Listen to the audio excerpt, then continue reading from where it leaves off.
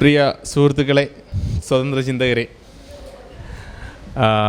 Kerala free thinkers forum, Nirmukta, free thinkers Facebook group എന്നിവയുടെ സംയുക്ത ആഭിമുഖ്യത്തിൽ നമ്മളിന്ന് നടത്തുന്ന പുരുഷാധിപത്യവും സ്വതന്ത്ര ചിന്തയും എന്ന പരിപാടിക്ക് വളരെയധികം പ്രാധാന്യമുണ്ട് എന്ന് വിശ്വസിക്കുന്ന ഒരാൾ തന്നെയാണ്. നമ്മളിൽ പലരും സ്വതന്ത്ര ചിന്തകരാണ്. നമ്മുടെ കൂട്ടായ്മകളിൽ പലപ്പോഴും ഒരു ചർച്ചയായി വരുന്ന വിഷയമാണ് സ്വതന്ത്ര ഇന്ത്യയോടൊപ്പം തന്നെ ഫെമിനിസം, സ്ത്രീ സമത്വവാദം എന്നീ കാര്യങ്ങൾ. പലപ്പോഴും ശാസ്ത്രീയ മനോവൃത്തി, തെളിവുകളുടെ അടിസ്ഥാനത്തിൽ എന്നൊക്കെ പറഞ്ഞ് ചിന്തിക്കുന്ന നമ്മൾ പലപ്പോഴും ഫെമിനിസം അല്ലെ സ്ത്രീ സമത്വവാദം എന്നതിനെ വളരെയധികം തെറ്റിദ്ധരിക്കുന്നതായിട്ട് കാണാറുണ്ട്. അതായത് പലപ്പോഴും ആണുങ്ങളും പെണ്ണുങ്ങളും ഒരുപോലെയല്ലോ, പിന്നെ നിങ്ങളെങ്ങനെ ആണുങ്ങളും പെണ്ണുങ്ങളും സമത്വം വാദിക്കുന്നത്? പരിണാമപരമായിട്ട് പുരുഷനും സ്ത്രീയും രണ്ട് തരത്തിലല്ലേ?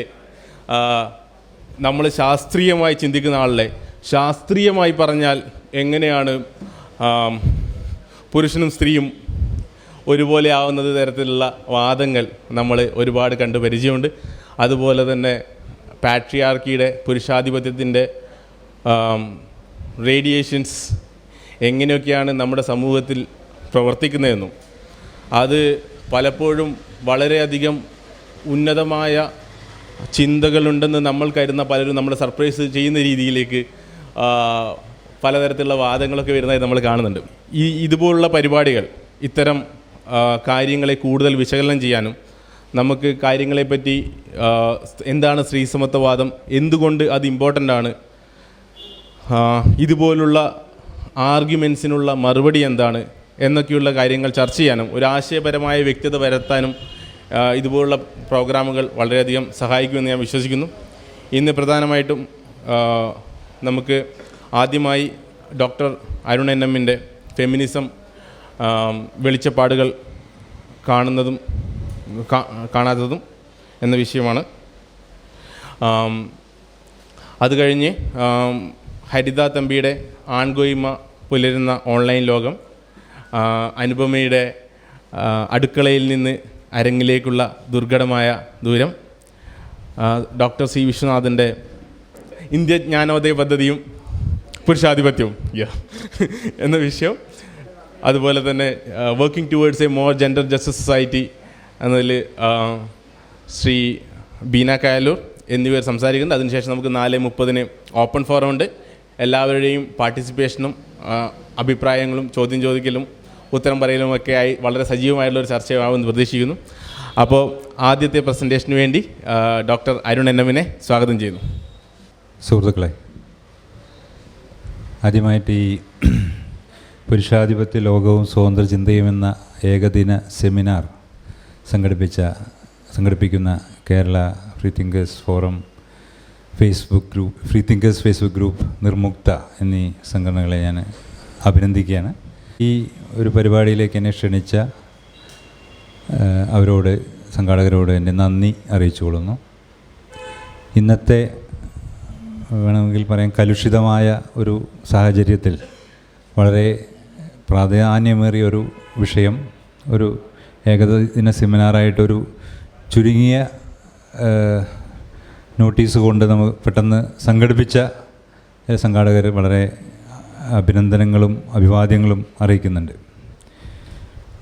നമ്മൾ ഈ ഏകദിന സെമിനാറിന് പേരിട്ടിരിക്കുന്നത് പുരുഷാധിപത്യ ലോകവും സ്വതന്ത്ര ചിന്തയെന്നാണ്. ഇതിൻ്റെ ഒരു ഇവൻറ്റ് പേജിൽ തന്നെ അതിനെക്കുറിച്ചൊരു കമൻറ്റ് നിങ്ങൾ ശ്രദ്ധിച്ചിട്ടുണ്ടോ എന്ന് എനിക്കറിയില്ല. അപ്പോൾ ഇതിനെക്കുറിച്ചെല്ലാം ആളുകൾക്ക് ഒരുപാട് സംശയങ്ങളുണ്ട്, തെറ്റിദ്ധാരണകളുണ്ട്, കൺഫ്യൂഷനുകളുണ്ട്. എന്താണ് പുരുഷാധിപത്യം, എന്താണ് സ്വതന്ത്ര ചിന്ത, അങ്ങനെ എന്താണ് സെക്സിസം, എന്താണ് മിസോജിനി, എന്താണ് സ്ത്രീവിരുദ്ധത, അങ്ങനെ ഒരുപാട് സംശയങ്ങളുള്ള, തെറ്റിദ്ധാരണകളുള്ള ഒരു മേഖലയാണ് ഇത്. അപ്പം അത് ക്ലിയർ ചെയ്യുക എന്നുള്ളതാണ് ഞാൻ പ്രധാനമായിട്ടും ഈ എൻ്റെ ഒരു മണിക്കൂർ പ്രസൻറ്റേഷനിൽ ഞാൻ ശ്രമിക്കാൻ പോകുന്നത്. അതിനുശേഷം ഇതിൻ്റെ മറ്റ് കാര്യങ്ങൾ ശരിക്കും പറഞ്ഞാൽ ഇത് കൂടുതൽ സ്ത്രീകൾ തന്നെയാണ് മുന്നോട്ട് വന്ന് പറയേണ്ടത്. നമുക്കിന്ന് 3 സ്ത്രീ പ്രാസംഗികരുണ്ട്. അതിൽ നിന്നും ഡോക്ടർ വിശ്വനാഥൻ നമുക്ക് ബാക്കിയുള്ള കാര്യങ്ങൾ കേൾക്കാം.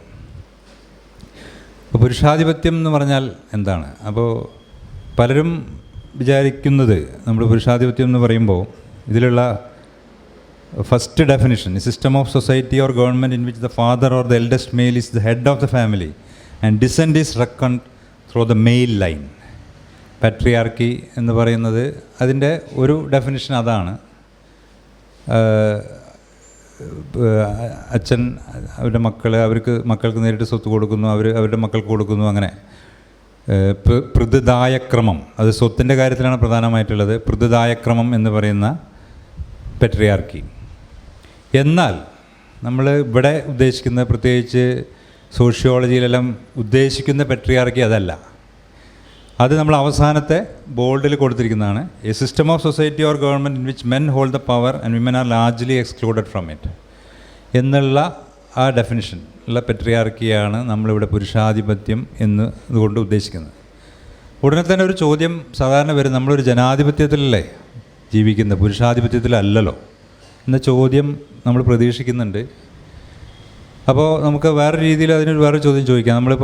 നമ്മൾ പുരുഷാധിപത്യ ലോകവും സ്വതന്ത്ര ചിന്തയ്ക്കും പകരം മതാധിപത്യ ലോകവും സ്വതന്ത്ര ചിന്തയും ഒന്നാക്കിയാൽ പലർക്കും അത് ശരിയാണ്, നല്ല തലക്കെട്ട് എന്ന് പറയും.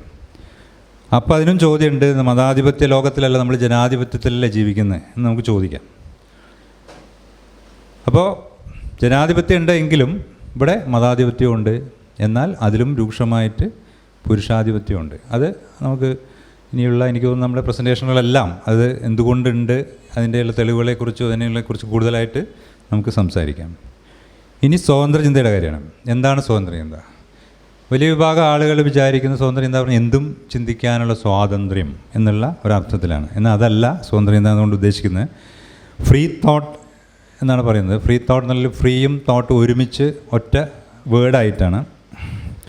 ശാസ്ത്രത്തിൻ്റെ മാർഗത്തിലൂടെ ലഭിച്ച തെളിവുകളിലൂടെയും യുക്തിയിൽ അടിസ്ഥാനമാക്കിയ ചിന്തയിലൂടെയും മാത്രമേ പ്രകൃതിയെയും പ്രതിഭാസങ്ങളെയും മനസ്സിലാക്കാൻ സാധിക്കുകയുള്ളൂ എന്ന അഭിപ്രായമുള്ളവരെയാണ് സ്വതന്ത്ര ചിന്തകർ എന്ന് പറയുന്നത്. അതായത് യുക്തി വേണം, യുക്തിചിന്ത വേണം, ശാസ്ത്രത്തിൻ്റെ മാർഗത്തിലൂടെ ലഭിച്ച തെളിവുകളെ അംഗീകരിക്കണം.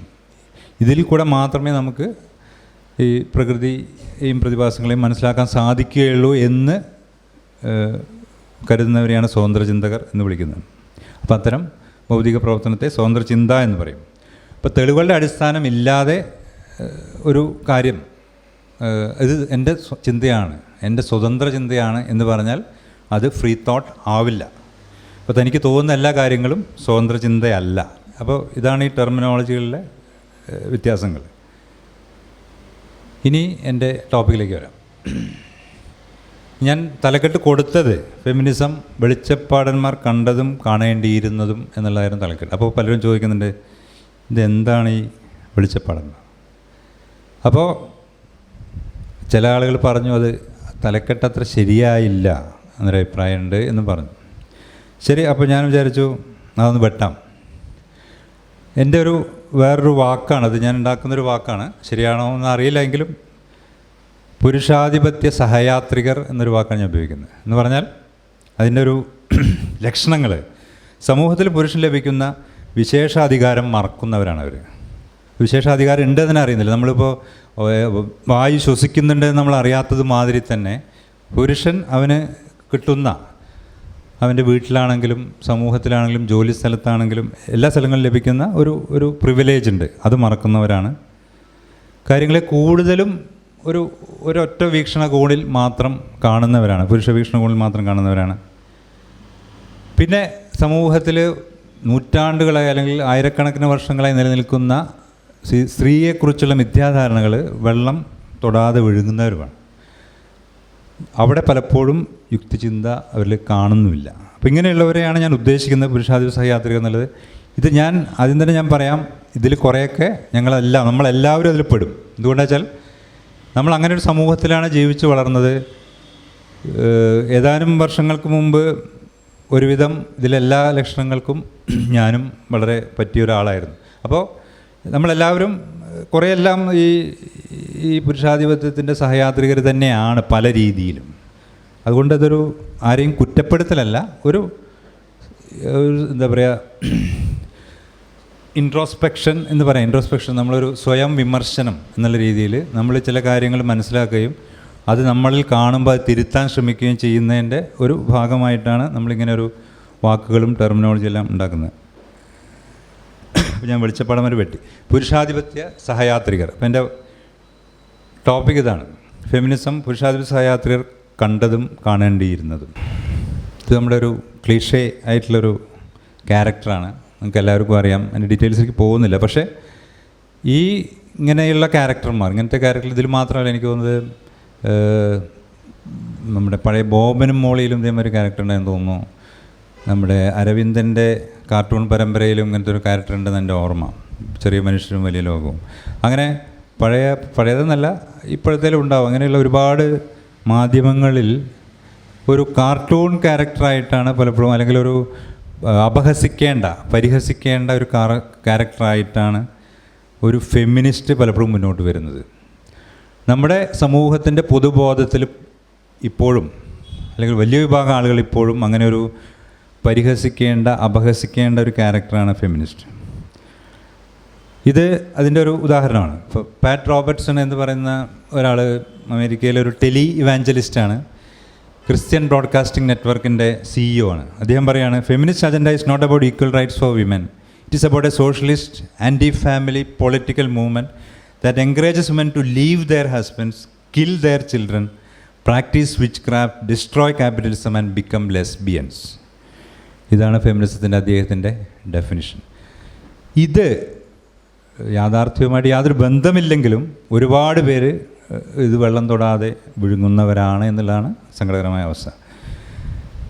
ഇതാണ് പാറ്റ് റോബിൻസൺ. പിന്നെ ഫെമിനിസം എന്ന് പറഞ്ഞാൽ നേരത്തെ പറഞ്ഞ മാതിരി കുട്ടികളെ മാത്രമല്ല പുരുഷന്മാരെയും കൂടിയും കൊല്ലുക എന്നുള്ളതാണ് ഫെമിനിസത്തിൻ്റെ അജണ്ട എന്ന് വിശ്വസിക്കുന്നവർ ഒരുപാട് പേരുണ്ട്. അതുകൊണ്ടാണ് ഈ ഫെമിനാസി എന്ന പ്രയോഗം വരുന്നത്. സ്വതന്ത്ര ചിന്തകർ എന്ന് വിശ്വസിക്കുന്ന, യുക്തിവാദം എന്ന് വിശ്വസിക്കുന്ന ആളുകൾ പോലും ഇത്തരം അബദ്ധ പ്രചരണങ്ങളിൽ ഇടപെടുന്നുണ്ട്. എന്നാൽ എന്താണ് feminism?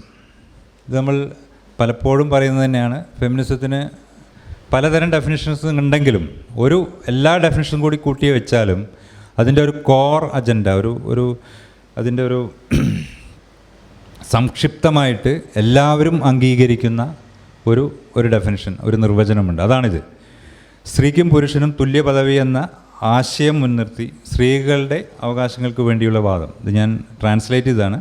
Advocacy of women's rights on the ground of equality of sexes. ഇതാണ്, അല്ലെങ്കിൽ സ്ത്രീപക്ഷവാദം അല്ലെങ്കിൽ ഫെമിനിസം എന്നുള്ളതിന് ഓക്സ്ഫോർഡ് ഡിക്ഷണറി കൊടുക്കുന്ന ഡെഫിനിഷൻ. ഇനിയിപ്പോൾ വേറൊരു ഡെഫിനിഷൻ കൂടി നമുക്ക് നോക്കാം. കാംബ്രിഡ്ജ് ഡിക്ഷണറി കൊടുക്കുന്നത് സ്ത്രീക്കും പുരുഷനും തുല്യ അവകാശങ്ങളും അധികാരങ്ങളും അവസരങ്ങളും പരിഗണനകളും വേണമെന്ന ആശയം, അല്ലെങ്കിൽ അതിനു വേണ്ടിയുള്ള പ്രവർത്തനം. അപ്പോൾ സ്ത്രീകളും പുരുഷന്മാർക്കും അവർ എല്ലാ കാര്യത്തിലും ഒരേ മാതിരിയാണ് എന്നുള്ളതല്ല പറയുന്നത്. Should be allowed the same rights. അവർക്ക് എല്ലാ അവകാശങ്ങളൊക്കെ ഒന്നായിരിക്കണം, അധികാരങ്ങളൊന്നായിരിക്കണം, അവസരങ്ങളൊന്നായിരിക്കണം, ഒരേ മാതിരി അവരെ പരിഗണിക്കണം. അതാണ് ഫെമിനിസ്റ്റിൻ്റെ കാതലായിട്ടുള്ള വാദം. വേറൊരു ഡെഫിനിഷൻ കൂടി നോക്കാം. മറിയം വെബ്സ്റ്റർ ഡിക്ഷണറി: സ്ത്രീകൾക്കും പുരുഷന്മാർക്കും തമ്മിൽ രാഷ്ട്രീയ, സാമ്പത്തിക, സാമൂഹിക തുല്യതയുടെ സിദ്ധാന്തം. ഇതിൽ ശാരീരിക തുല്യത ഇല്ല കേട്ടോ, ചില ആൾക്കാർ അങ്ങനെ തെറ്റിദ്ധരിക്കുന്നുണ്ട്. രാഷ്ട്രീയ, സാമ്പത്തിക, സാമൂഹിക തുല്യതയുടെ സിദ്ധാന്തം. ഇതാണ് ഫെമിനിസത്തിനെ നമ്മുടെ ആക്സെപ്റ്റഡ് ആയിട്ടുള്ള നിഘണ്ടുകളൊക്കെ കൊടുക്കുന്ന ഡെഫിനിഷൻ. എന്നാൽ നമുക്ക് പല ആളുകൾ പറയാറുണ്ട്, ശരി ഡിക്ഷണറി ഡെഫിനിഷനൊക്കെ ശരി, പക്ഷെ നിങ്ങൾ ഫെമിനിസ്റ്റ് സംഘടനകൾ പറയുന്നത് ഇതല്ലല്ലോ, ഫെമിനിസ്റ്റ് സംഘടനകൾ വേറെ എന്തൊക്കെയോ പറയുന്നുണ്ടല്ലോ എന്നുള്ളതാണ് ചോദ്യം. നമ്മുടെ സോഷ്യൽ മീഡിയ അല്ലെങ്കിൽ ഇൻ്റർനെറ്റിലെ ഒരു പ്രധാന ഫെമിനിസ്റ്റ് സംഘടനയായ feminist.com എന്താ പറയുന്നത് നമുക്ക് നോക്കാം. The most basic sense feminism is exactly what the dictionary says. It is movement for social, political and economic equality of men and women. ഡിക്ഷണറിയിൽ പറയുന്നത് അതന്നെ, സാമൂഹിക, സാമ്പത്തിക, രാഷ്ട്രീയ തുല്യതയ്ക്കുള്ള പ്രസ്ഥാനം. We prefer to add to that seemingly uncontroversial statement the following. ഒന്ന് അവർ പറയുന്നത് വിവരാവകാശം, right to information ഒന്ന് add ചെയ്യുന്നുണ്ട്. അതുമാത്രമല്ല അവർ ചെയ്യുന്നത്, സ്ത്രീകൾ എന്ന് പറയുമ്പോൾ എല്ലാവരും പെടും, ലെസ്ബിയൻസ് പെടും, എല്ലാ വർണ്ണങ്ങളിൽ, കറുത്ത വർഗ്ഗക്കാർ, വെളുത്ത വർഗ്ഗക്കാർ, ഇരുണ്ട നിറമുള്ളവർ, മഞ്ഞ വർഗ്ഗക്കാർ എല്ലാവരും വരും. അതുപോലെ തന്നെ എല്ലാവിധ ജാതികളോ, എല്ലാ കാസ്റ്റിലോ, ദളിതുകളോ, സവർണരോ എല്ലാവരും വരും. അപ്പോൾ ഫെമിനിസം എന്ന് പറയുമ്പോൾ ഇത് എല്ലാത്തിനെയും ഉൾക്കൊള്ളുന്ന ഒരു പ്രസ്ഥാനമാണ് ഫെമിനിസം. ഇനി അതിൽ പുരുഷന്മാരുടെ റോൾ എന്താണെന്ന് പറയുന്നത്, some sort of allegiance between women and men is also an important component of equality. After all equality is a balance between the male and female.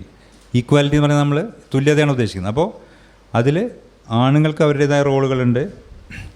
അവരുടെ പുരുഷന്മാരുടെ മുകളിൽ ആധിപത്യമല്ല, ഈക്വാലിറ്റിയാണ് ഉദ്ദേശിക്കുന്നത്. അതുകൊണ്ട് അവർ തമ്മിലുള്ള സഹകരണത്തോടു കൂടി മുന്നോട്ട് പോകാൻ ഉദ്ദേശിക്കുന്ന ആ ആശയഗതിയുള്ള പ്രസ്ഥാനമാണ് ഫെമിനിസം. എല്ലാ ഫെമിനിസം പ്രസ്ഥാനങ്ങളും അങ്ങനെ തന്നെയാണ്.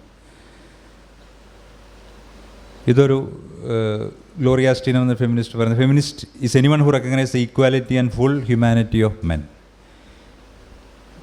അപ്പോൾ ഇങ്ങനെയെന്ന് പറഞ്ഞാൽ അഗെയിൻ ശാരീരിക ഇക്വാലിറ്റിയോ അല്ലെങ്കിൽ ബയോളജിക്കലി 100% രണ്ടുപേരും സെയിം ആണെന്നല്ല ഉദ്ദേശിക്കുന്നത്. ഈക്വൽ ഓപ്പർച്യൂണിറ്റീസ്, ഈക്വൽ റൈറ്റ്സ്, അങ്ങനെ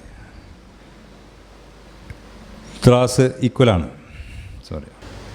വീണ്ടും ഇതിങ്ങനെ കാണിക്കുന്നത് എന്താ വെച്ചാൽ, ആളുകൾക്ക് എനിക്ക് എന്തുകൊണ്ടങ്ങനെ തെറ്റിദ്ധാരണ വരുന്നതെന്ന് മനസ്സിലാവുന്നില്ല. എങ്കിലും ഈ തെറ്റിദ്ധാരണകളുള്ളത് കൊണ്ടാണ് ഇത് വീണ്ടും കാണിക്കുന്നത്. ഇതൊക്കെ കാണിച്ചാലും വീണ്ടും ഇങ്ങനെയുള്ള സാധനങ്ങൾ വരും. നിങ്ങളിപ്പോൾ ഫെമിനിസം എന്ന് പറഞ്ഞ് ഗൂഗിളിൽ സെർച്ച് ചെയ്ത് നോക്കിയാൽ രണ്ടാമത്തെ മൂന്നാമത്തെ വരുന്ന feminism is cancer, feminism hate men എന്നൊക്കെ പറഞ്ഞിട്ടുള്ള ഇതാണ് ഫസ്റ്റ് വരിക. അപ്പോൾ അത്രയധികം ആളുകൾ ഇതിനെക്കുറിച്ച് തെറ്റിദ്ധരിക്കുന്നുണ്ട് ലോകത്തിലെല്ലാ ഭാഗത്തും. ഇവിടെ മാത്രമല്ല, ഇത് ലോകത്തെല്ലാ ഭാഗത്തുമുണ്ട്. അപ്പോൾ ഫെമിനാസി എന്ന പ്രയോഗം എന്താണ് ഹിറ്റ്ലർ പറഞ്ഞത്? If nature does not wish that weaker individual should mate with the stronger, she wishes even less that a superior race should intermingle with an inferior one. അപ്പോൾ സുപ്പീരിയർ ഇൻഫീരിയർ എന്നാണ് ഹിറ്റ്ലർ പറയുന്നത്. ആ വിശ്വാസം കൊണ്ട് Hitler holocaust നടത്തി, അല്ലേ? ഒരുപാട് പേരെ കൊന്നൊടുക്കി, സ്ത്രീകളെയും പുരുഷന്മാരെയൊക്കെ. ആ ഹിറ്റ്ലറുമായിട്ടാണ് ഫെമിനിസ്റ്റുകളെ തുലനം ചെയ്യുന്നത്. ആര്? യുക്തിവാദികളടക്കം. അതുമാത്രമല്ല, ഹിറ്റ്ലർക്ക് പോലും നാണം വരും. ഹിറ്റ്ലറെക്കാട്ടിലും ക്രൂരന്മാരാണ് ഫെമിനിസ്റ്റുകൾ എന്ന് പോലും ആളുകൾ പറയാൻ ധൈര്യപ്പെടുന്നു. അതുകൊണ്ട് നമ്മളിത് വീണ്ടും കാണിക്കുകയാണ്, ഈക്വാലിറ്റി എന്ന് പറയുന്നത്. അപ്പോൾ ഇതൊരു സ്റ്റഡി നടത്തിയതാണ്, ഒരു അമേരിക്കയിലെ ഒരു യൂണിവേഴ്സിറ്റിയിൽ നടത്തിയൊരു സ്റ്റഡിയാണ്. Do you consider yourself to be a feminist or not? ആദ്യം ഡെഫിനിഷനൊന്നും പറയുന്നില്ല, വെറുതെ പറയാണ്, do you consider yourself a feminist or not. ആണുങ്ങളോട് ചോദിച്ചു, 19% പേരാണ്, 15% പേരാണെന്ന് പറഞ്ഞു, 85% പേര് അല്ല എന്ന് പറഞ്ഞു. സ്ത്രീകൾ 35% പേരാണെന്ന് പറഞ്ഞു, 65% പേര് അല്ല എന്ന് പറഞ്ഞു. പിന്നെ ഈ ഡെഫിനിഷൻ പറഞ്ഞു, എന്താണ്? Someone who believes in the social, political and economic equality of sexes. Definition പറഞ്ഞപ്പോൾ കുറച്ച് മാറി. 15 നിന്ന് 51 ആണുങ്ങളുടെ സ്ഥിതി, പെണ്ണുങ്ങളുടെ 65 നിന്ന്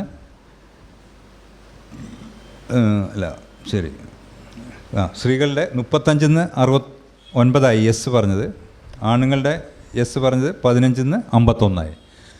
എങ്കിലും ഇപ്പോഴും 49% സ്ത്രീകൾ പുരുഷന്മാരും 31% ആണുങ്ങളും അംഗീകരിക്കുന്നില്ല ഇപ്പോഴും. ഈ ഡെഫിനിഷൻ പറഞ്ഞിട്ടും അവർ ഫെമിനിസ്റ്റാണ് എന്ന് പറയാൻ അവർ തയ്യാറല്ല. എന്തുകൊണ്ടായിരിക്കും ഇതെന്നാണ്. നമ്മൾ ഡെഫിനിഷൻ വളരെ സിമ്പിളാണ്, believes in social, political and economic equality. ഇങ്ങനൊരു ഡെഫിനിഷൻ വെച്ചിട്ട് പോലും ഞങ്ങൾ ഫെമിനിസ്റ്റാണ് എന്ന് പറയാനുള്ള ഒരു എന്താ പറയുക, ഒരു മനസ്ഥിതി അവർക്കില്ല. എന്തുകൊണ്ടായിരിക്കും അതെന്നാണ് തോന്നുന്നത്. ഞാൻ മനസ്സിലാക്കിയത്, ഒരു ചരിത്രാതീത കാലം മുതൽ ആണുങ്ങളും പെണ്ണുങ്ങളും തുല്യരല്ല.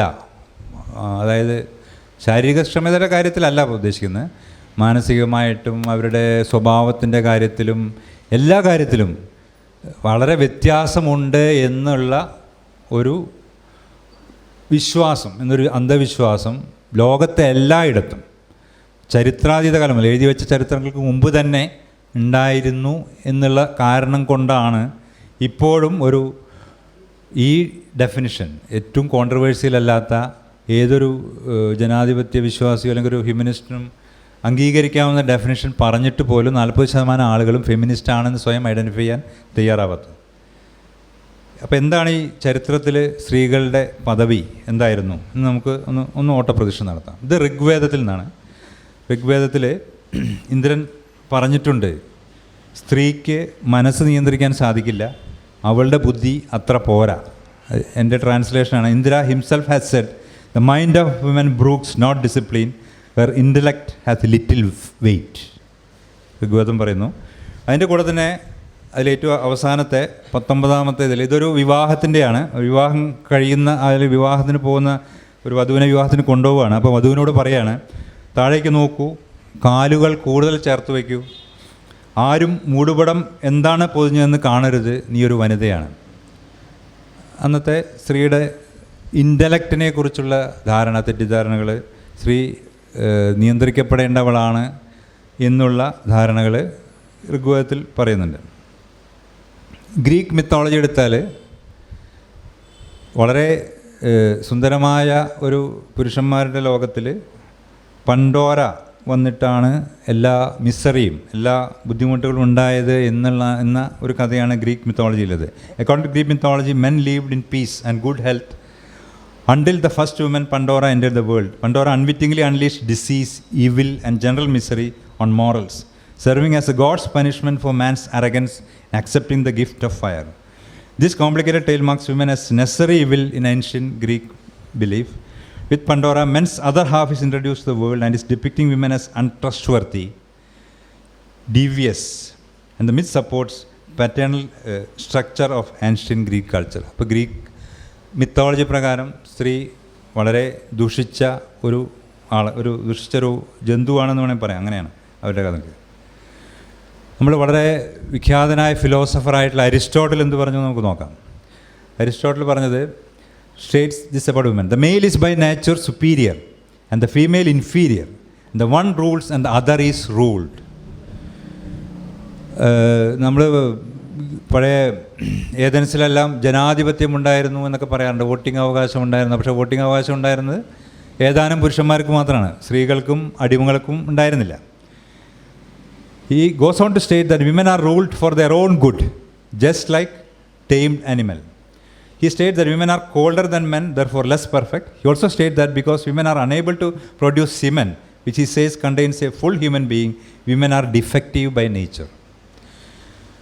ഇതാണ് ഒരു 2100 കൊല്ലം മുമ്പുണ്ടായിരുന്ന സ്ത്രീകളുടെ സ്ഥിതി, സ്ത്രീകളെക്കുറിച്ചുള്ള അന്നത്തെ സമൂഹത്തിൻ്റെ ധാരണ. പ്ലാറ്റോ പറഞ്ഞു ഏകദേശം ഇതേ കാര്യങ്ങൾ തന്നെ പറഞ്ഞ്, it is only males who are created directly by the gods and given souls.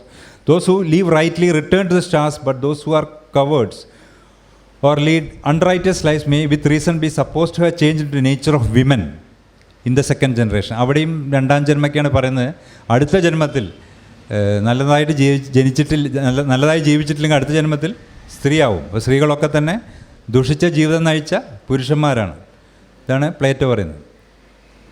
ഇത് അഥർവവേദത്തിൽ ഹേ നാരി, ആവനാഴിയിൽ നിന്ന് ബാണം സ്വാഭാവികമായി പോകുന്നത് പോലെ തന്നെ നിൻ്റെ പ്രജനാങ്കനത്തിൽ വീര്യയുക്തിയായ ഗർഭം പ്രാപ്തമാകട്ടെ.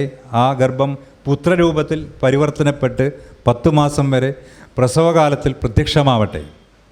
അടുത്തത്, ഹേ സ്ത്രീ, നീ പുരുഷ സന്താനത്തെ ഉൽപ്പാദിപ്പിക്കൂ, പുത്രന് ശേഷം പുത്രൻ തന്നെ ഉണ്ടാകട്ടെ. ഇങ്ങനെയുള്ള തകരാത്ത നിയമം വഴിയായി നീ പുത്രവതിയാകൂ. നമ്മൾ ഈ വേദങ്ങൾ, ഋഗ്വേദം, അഥർവേദം എന്നൊക്കെ ഇതെന്തോ ഭയങ്കര സ്പിരിച്വാലിറ്റിയും ഭയങ്കര ഫിലോസഫിയൊക്കെ പറയുന്നുണ്ട് എന്നുള്ള തെറ്റിദ്ധാരണ പലർക്കും ഉണ്ട്. അതിൽ പറയുന്ന കാര്യങ്ങൾ ഇതൊക്കെയാണ്. ഒന്നുകൂടി ഉണ്ട്, അതായത് ഭയങ്കര രസമായിട്ട് തോന്നി. ഏറ്റവും അവസാനത്തെ, ഹേ സ്ത്രീ, യാതൊരു അമോഘമായ വീര്യത്താൽ കാള ഗോക്കളിൽ പശുക്കുട്ടികളെ ഉൽപ്പാദിപ്പിക്കുന്നുവോ അങ്ങനെ തന്നെ നീ പുത്രനെ പ്രസവിക്കൂ. കാള പശുക്കുട്ടിയാണ് ഉണ്ടാക്കേണ്ടത്, കാളക്കുട്ടിയല്ല. പശുക്കുട്ടിയെ കാര്യമുള്ളൂ, പാല് കിട്ടണം അല്ലേ. എന്നാൽ മനുഷ്യനാകുമ്പോൾ പുത്രൻ ഉണ്ടാവണം. അതാണ് അഥർവേദം പറയുന്നത്. അങ്ങനെ തന്നെ നീ പുത്രനെ പ്രസവിക്കൂ. ഇങ്ങനെ ഗോവീയ തുല്യം പുത്രന്മാരെ ഉൽപ്പാദിപ്പിച്ചുകൊണ്ട് നീ അഭിവൃദ്ധി പ്രാപിക്കൂ.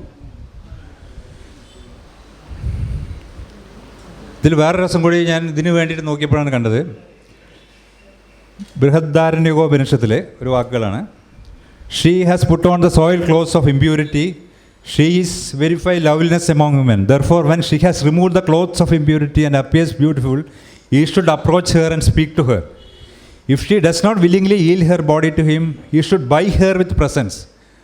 സമ്മാനങ്ങൾ കൊടുത്തിട്ട് അവളെ വശത്താക്കൂ. അപ്പോഴും അവൾ സമ്മതിച്ചിട്ടില്ലെങ്കിൽ, if she still unyielding, he should strike her with a stick. വടി കൊണ്ട് അടിക്കുക. Or with his hand and overcome her, അവളെ ബലാത്സംഗം ചെയ്യുക.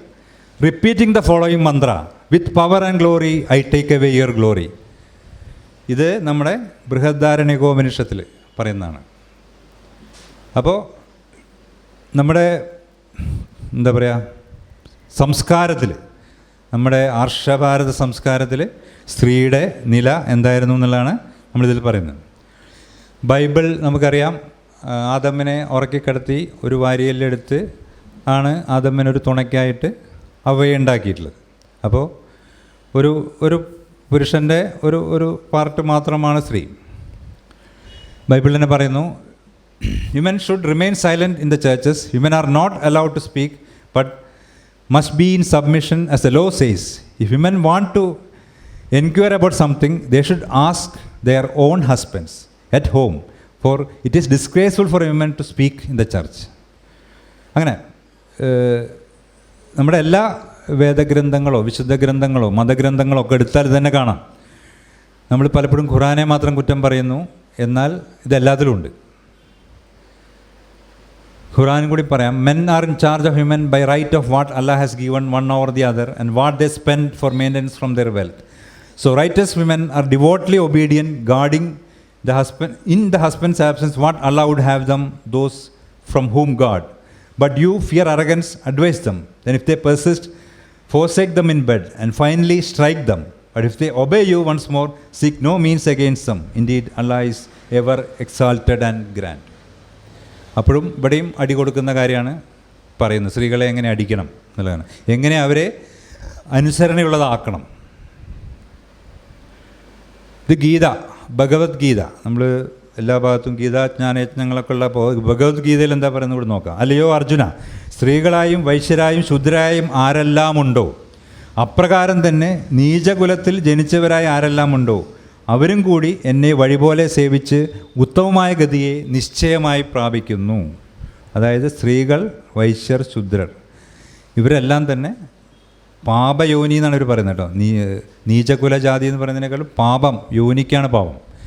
അപ്പോൾ പാപിയായ ഒരു സ്ത്രീയുടെ യോനിയിൽ നിന്ന് വരുന്നവരാണ് ആരൊക്കെ? സ്ത്രീകൾ, വൈശ്യർ, ശൂദ്രർ. ഇതാണ് നമ്മുടെ ഗീതവനം. ഇനി നമുക്ക് എൻലൈറ്റ്മെൻറ്റിൻ്റെ കാലത്തേക്ക് പോകും. അതൊരു 2000 കൊല്ലം കൂടി പോവുകയാണ് നമ്മൾ. 2000 അല്ലെങ്കിൽ 1800 ചില്ലാനം കൊല്ലം. നമ്മളെല്ലാം വളരെ ആരാധിക്കുന്ന, സ്നേഹിക്കുന്ന വളരെ വലിയ ശാസ്ത്രജ്ഞനായ ഡാർവിൻ ഡിസെൻറ്റ് ഓഫ് മാൻ എന്ന തൻ്റെ 2ാമത്തെ പ്രധാന പുസ്തകത്തിൽ പറഞ്ഞിരിക്കുകയാണ്, chief distinction in the intellect and powers of the two sexes is shown by man's attaining to a higher eminence in whatever he takes up than can women.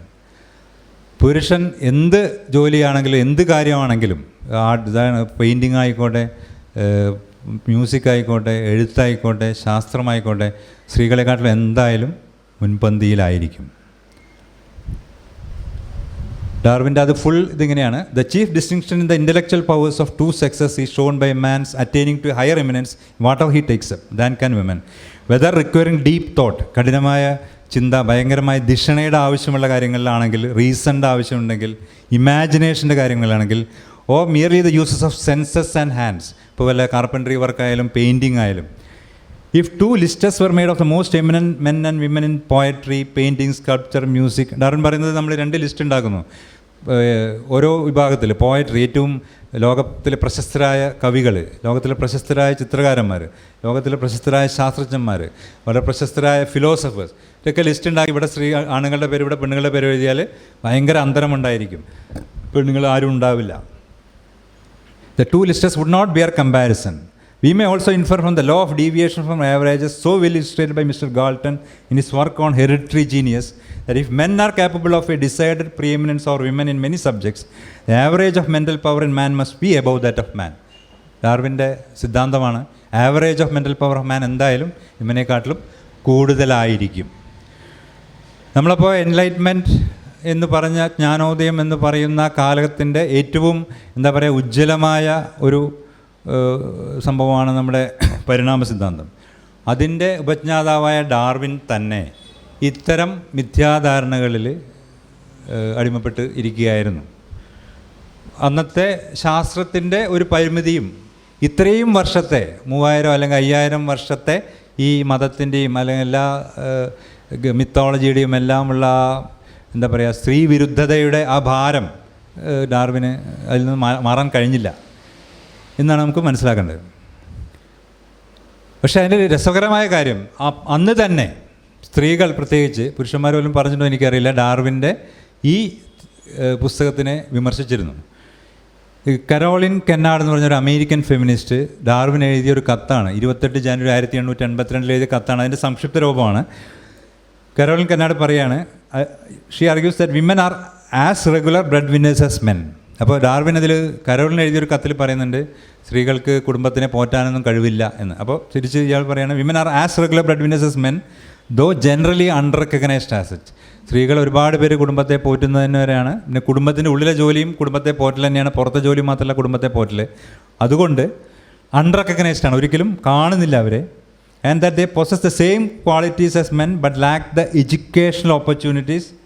അതുകൊണ്ടാണ് അവർക്ക് മുന്നോട്ട് പോകാൻ പറ്റാത്തത്. ഈ 1882 സ്ത്രീകൾക്ക് പ്രോപ്പർട്ടി റൈറ്റ്സ് കിട്ടി തുടങ്ങിയിട്ടേ ഉള്ളൂ, വോട്ടിംഗ് റൈറ്റ്സ് കിട്ടിയിട്ടില്ല, എഡ്യൂക്കേഷൻ ഭൂരിഭാഗം പേർക്കും ഇല്ല. ആ സമയത്താണ് ഡാർവിൻ ഇങ്ങനെ പറയുന്നത്, before women can be judge intellectually inferior to men they must have the same environment and opportunities.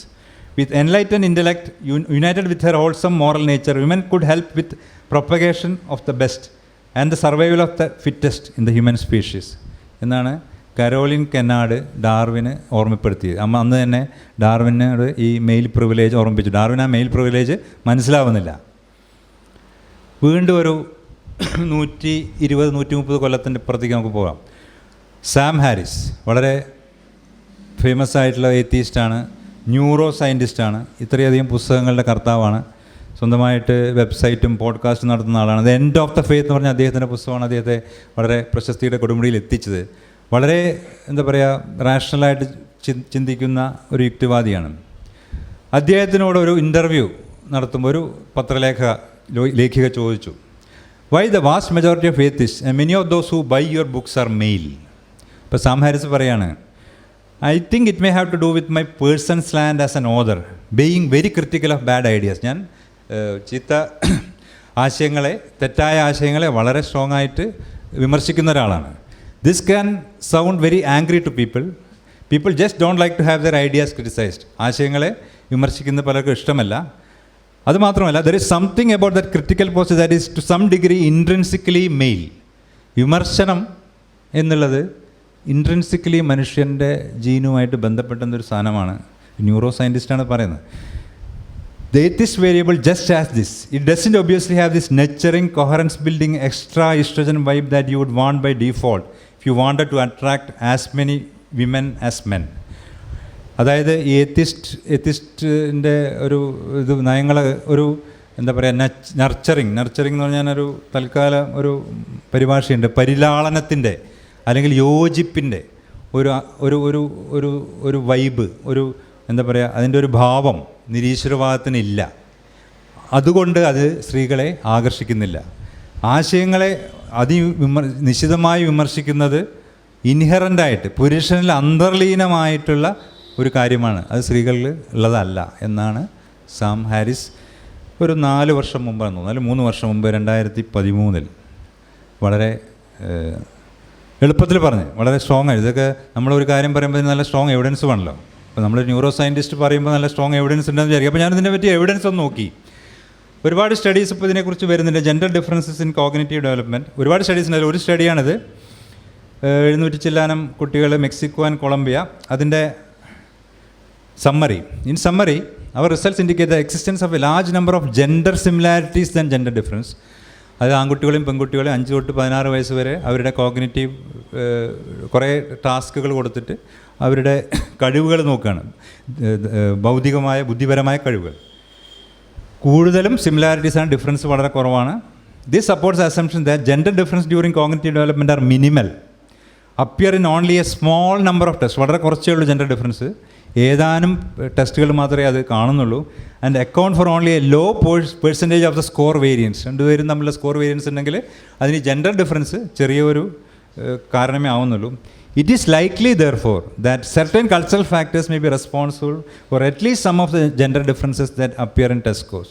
അതായത് ഇവർ 5 തൊട്ട് 16 വയസ്സ് വരെയുള്ള കുട്ടികളെ നോക്കി, എന്നിട്ടാണ് ഈ പറയുന്നത് പരീക്ഷാ മാർക്കുകളിൽ വരുന്ന കൂടുതലായിട്ടുള്ള വേരിയൻസ്, ചില സബ്ജക്റ്റുകൾ കൂടുതലായിട്ട് വേരിയൻസ് വരുന്നുണ്ട്.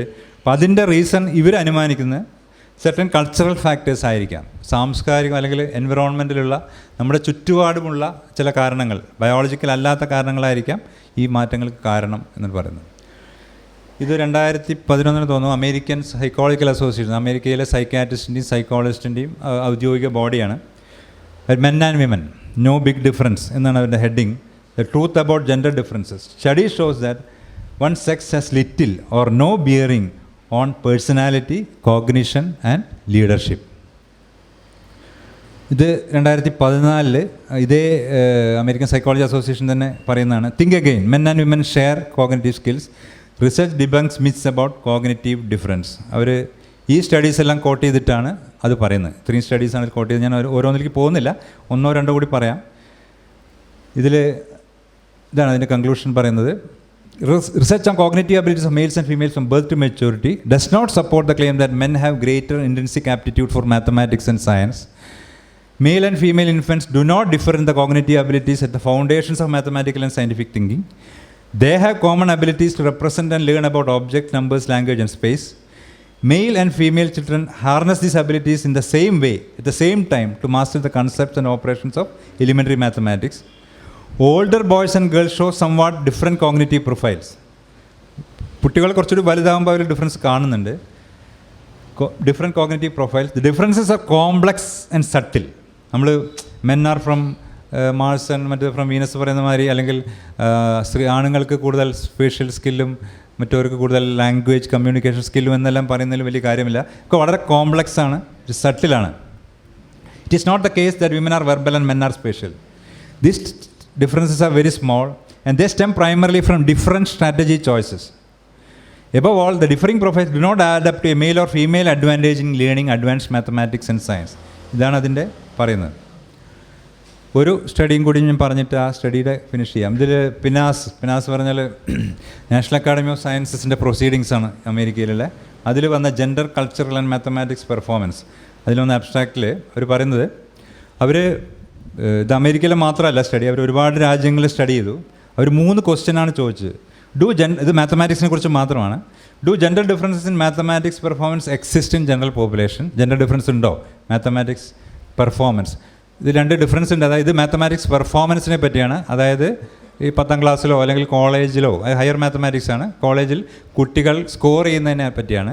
നമ്മൾ നേരത്തെ പറഞ്ഞ സ്റ്റഡി ചെറുപ്പം മുതലേ ചെറിയ കുട്ടികളിലെ കുറേ ടെസ്റ്റുകൾ ചെയ്യിക്കാൻ കൊടുത്തിട്ട്, കോഗ്നിറ്റീവ് ഇത് കണ്ടുപിടിക്കാൻ വേണ്ടിയിട്ട് കുറച്ച് ടെസ്റ്റുകൾ ചെയ്തിട്ട് അവരെങ്ങനെ പെർഫോം ചെയ്ത് നോക്കുന്നത്. ഇത് കോളേജിലോ സ്കൂളിലോ മാർക്ക് സ്കോറിംഗ് ആണ്. ഒരു question, do gender difference in mathematics performance exist in general population? Gender difference ഉണ്ട്, പക്ഷേ സ്ത്രീകൾ ഓൾമോസ്റ്റ് കാച്ചപ്പ് ചെയ്ത് കഴിഞ്ഞു. 2011 വന്നാണത്. രണ്ടാമത്തെ question, do females exist who possess profound mathematical talent? അത് മൂന്നാമത്തെ ക്വസ്റ്റ്യൻ. അതായത് വളരെ നല്ല മാത്തമാറ്റിക്കൽ ടാലൻ്റുള്ള സ്ത്രീകളുണ്ടോ? ഉണ്ട്. ഇതിൽ ഏറ്റവും പ്രധാനപ്പെട്ട ക്വസ്റ്റ്യൻ ഞാൻ മനസ്സിലാക്കിയത്, ഡു ജെൻഡർ ഡിഫറൻസ് എക്സിസ്റ്റ്? മൂന്നാമത്തെ question, do gender difference exist among mathematically talented? അതായത് മാത്തമാറ്റിക്കലി ടാലൻറ്റഡ് ആയിട്ടുള്ള ആൾക്കാരിൽ ജെൻഡർ ഡിഫറൻസ് ഉണ്ടോ? ഓൾറെഡി നല്ല ടാലൻറ്റഡ് ആണ്, അവരിൽ ജെൻഡർ ഡിഫറൻസ് ഉണ്ടോ? അവരിൽ ജെൻഡർ ഡിഫറൻസ് കാര്യമായിട്ടില്ല എന്നുള്ളതാണ് ഒരുപാട് രാജ്യങ്ങളിൽ വന്ന സ്റ്റഡിയാണ് അത് പറയുന്നത്. അതിലും ഇമ്പോർട്ടൻ്റ് ആയിട്ട് അവർ പറയുന്നത്, we document the existence of female who possess profound mathematical talent, and finally we review mounting evidence that both the magnitude of mean math gender differences and the frequency of identification of gifted and profoundly gifted females significantly correlate with the socio-cultural factors, including measures of gender equality across nation. ഒരു രാജ്യത്ത് gender equality എത്രത്തോളം ഉണ്ടോ അതിനനുസരിച്ചാണ് അവിടുത്തെ എത്ര പെൺകുട്ടികൾ മാത്തമാറ്റിക്സിൽ score ചെയ്യുന്നു എന്നുള്ളത് കാണിക്കുന്നത് എന്നാണ് അവർ പറയുന്നത്. ഒരുപാട് രാജ്യങ്ങൾ, ഇന്ത്യ അടക്കമുള്ള രാജ്യങ്ങളെ വെച്ച് സ്റ്റഡിയാണിത്. ഇതാണ് പറയുന്നത്, ജെൻഡർ ഇക്വാലിറ്റി മെച്ചപ്പെടുന്നതോറും സ്ത്രീകൾ മാത്തമാറ്റിക്സിൽ സ്കോർ ചെയ്യുന്നത് കൂടി വരും. അതിൻ്റെ അർത്ഥം ഒരുപാട് കാര്യങ്ങൾ, ഇതിൽ വലിയ വിഭാഗം എൻവിറോൺമെൻ്റൽ അല്ലെങ്കിൽ കൾച്ചറലാണ്. ഈ മാത്തമാറ്റിക്സ് അല്ലെങ്കിൽ സയൻസ് അല്ലെങ്കിൽ ഈവൻ കോഗ്നിറ്റീവ് സ്കിൽസിൽ ഉണ്ടാകുന്ന ജെൻഡർ ഡിഫറൻസ് നമ്മളെങ്ങനെ അവരെ വളർത്തിക്കൊണ്ടുവരുന്നു, അല്ലെങ്കിൽ നമ്മുടെ ചുറ്റുപാടുമുള്ള സമൂഹം എങ്ങനെ അവരെ കാണുന്നു, അവർക്ക് എന്തെല്ലാം ഫീഡ്ബാക്ക് നമ്മൾ കൊടുക്കുന്നു, അനുസരിച്ചാണ് അവർ മാത്തമാറ്റിക്സിലായാലും സയൻസിലായാലും എന്തിലാണെങ്കിലും അവർ മുന്നേറുന്നത്. അപ്പോൾ ഞാൻ പറഞ്ഞു വന്നതെന്ന് വെച്ചാൽ, സാം ഹാരിസ് പറഞ്ഞത് തെറ്റാണ്. ഞാൻ പറഞ്ഞത് സയൻസ് ആയാലും മാത്തമാറ്റിക്സ് ആയാലും ബാക്കി എല്ലാ കോഗ്നിറ്റീവ് സ്കില്ലായാലും ഇവർ തമ്മിൽ വലിയ ഡിഫറൻസ് ഒന്നുമില്ല. ഇപ്പോൾ സാം ഹാരിസിൻ്റെ സ്ത്രീവിരുദ്ധ മുൻവിധി യുക്തിചിന്തയെയും ശാസ്ത്രീയ തെളിവുകളെയും മറക്കാൻ തക്ക ശക്തമായിരുന്നു. സാം ഹാരിസ് പറഞ്ഞതിന് മുമ്പേ വന്ന ഈ തെളിവുകളാണ് ഞാൻ പറഞ്ഞതൊക്കെ തന്നെ. അപ്പോൾ അന്ന് ഈ തെളിവുകളൊക്കെ ഉണ്ട്, അദ്ദേഹത്തിന് വേണേൽ നോക്കിയാൽ അറിയാം. പക്ഷേ അദ്ദേഹം അത് നോക്കാതെ ഇങ്ങനെ പറഞ്ഞു. ആ ഒരു മുൻവിധിയാണ്, സ്ത്രീകൾ അങ്ങനെയാണ് എന്നുള്ള മുൻവിധി. അപ്പോൾ ഇതിലൊരു വേറെ ചോദ്യമുണ്ട്. സാം ഹാരിസിനോട് ചോദിച്ചത് എന്തുകൊണ്ടാണ് എയ്ത്തിസ്റ്റുകൾ അധികവും പുരുഷന്മാർ എന്നുള്ളതാണ്. സ്ത്രീകൾ വളരെ കുറവാണല്ലോ എയ്ത്തിസ്റ്റുകൾ, എന്തുകൊണ്ടാണ് എല്ലാ പുരുഷന്മാർ. അപ്പോൾ അതിനാണ് സാം ഹാരിസ് ഇങ്ങനെ ഒരു തെറ്റായ ഒരു കാരണം പറഞ്ഞത്. കാരണം തെറ്റാണെങ്കിലും ഒരു കാര്യം സത്യമാണ്, എയ്ത്തിസ്റ്റുകളിൽ കൂടുതൽ പുരുഷന്മാരാണ്. അപ്പോൾ അതെന്തുകൊണ്ടാണ്, നിരീശ്വരവാദികൾ അധികം പേരും പുരുഷന്മാരാവാൻ എന്താണ് കാരണം? അപ്പോൾ ഞാൻ വേറെ ചില പുരുഷന്മാർ കൂടുതലുള്ള ചില സ്ഥലം കൂടി നമുക്ക് നോക്കാം അല്ലേ. ഇത് യൂറോപ്യൻ യൂണിയനിലെ പ്രസിഡൻസും പ്രൈം മിനിസ്റ്റേഴ്സും തമ്മിലുള്ള ഗ്രൂപ്പ് ഫോട്ടോ ആണ്. വെസ്റ്റേൺ യൂറോപ്പാണല്ലോ യൂറോപ്യൻ യൂണിയൻ എന്ന് പറഞ്ഞാൽ. ഈസ്റ്റേൺ യൂറോപ്പ് ഇല്ല. യൂറോപ്യൻ യൂണിയൻ എന്ന് പറഞ്ഞാൽ വെസ്റ്റേൺ യൂറോപ്പാണ്. വെസ്റ്റേൺ യൂറോപ്പിലാണ് ജെൻഡർ ഈക്വാലിറ്റി ഏറ്റവും മെച്ചപ്പെട്ട് നിൽക്കുന്നത്. ജെൻഡർ ഈക്വാലിറ്റി സ്കോർ 80കളും 90കളിലൊക്കെയാണ് നിൽക്കുന്നത് യൂറോപ്പിലെ അധികം രാജ്യങ്ങളും. ഇതിൽ 33 പ്രൈം മിനിസ്റ്റർമാരും പ്രസിഡൻറ്റുമാരുള്ളതിൽ 3 സ്ത്രീകളെയാണ് ഞാൻ എണ്ണിയത്.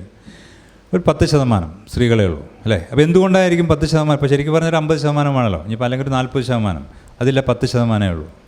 എന്തുകൊണ്ടായിരിക്കും അത്?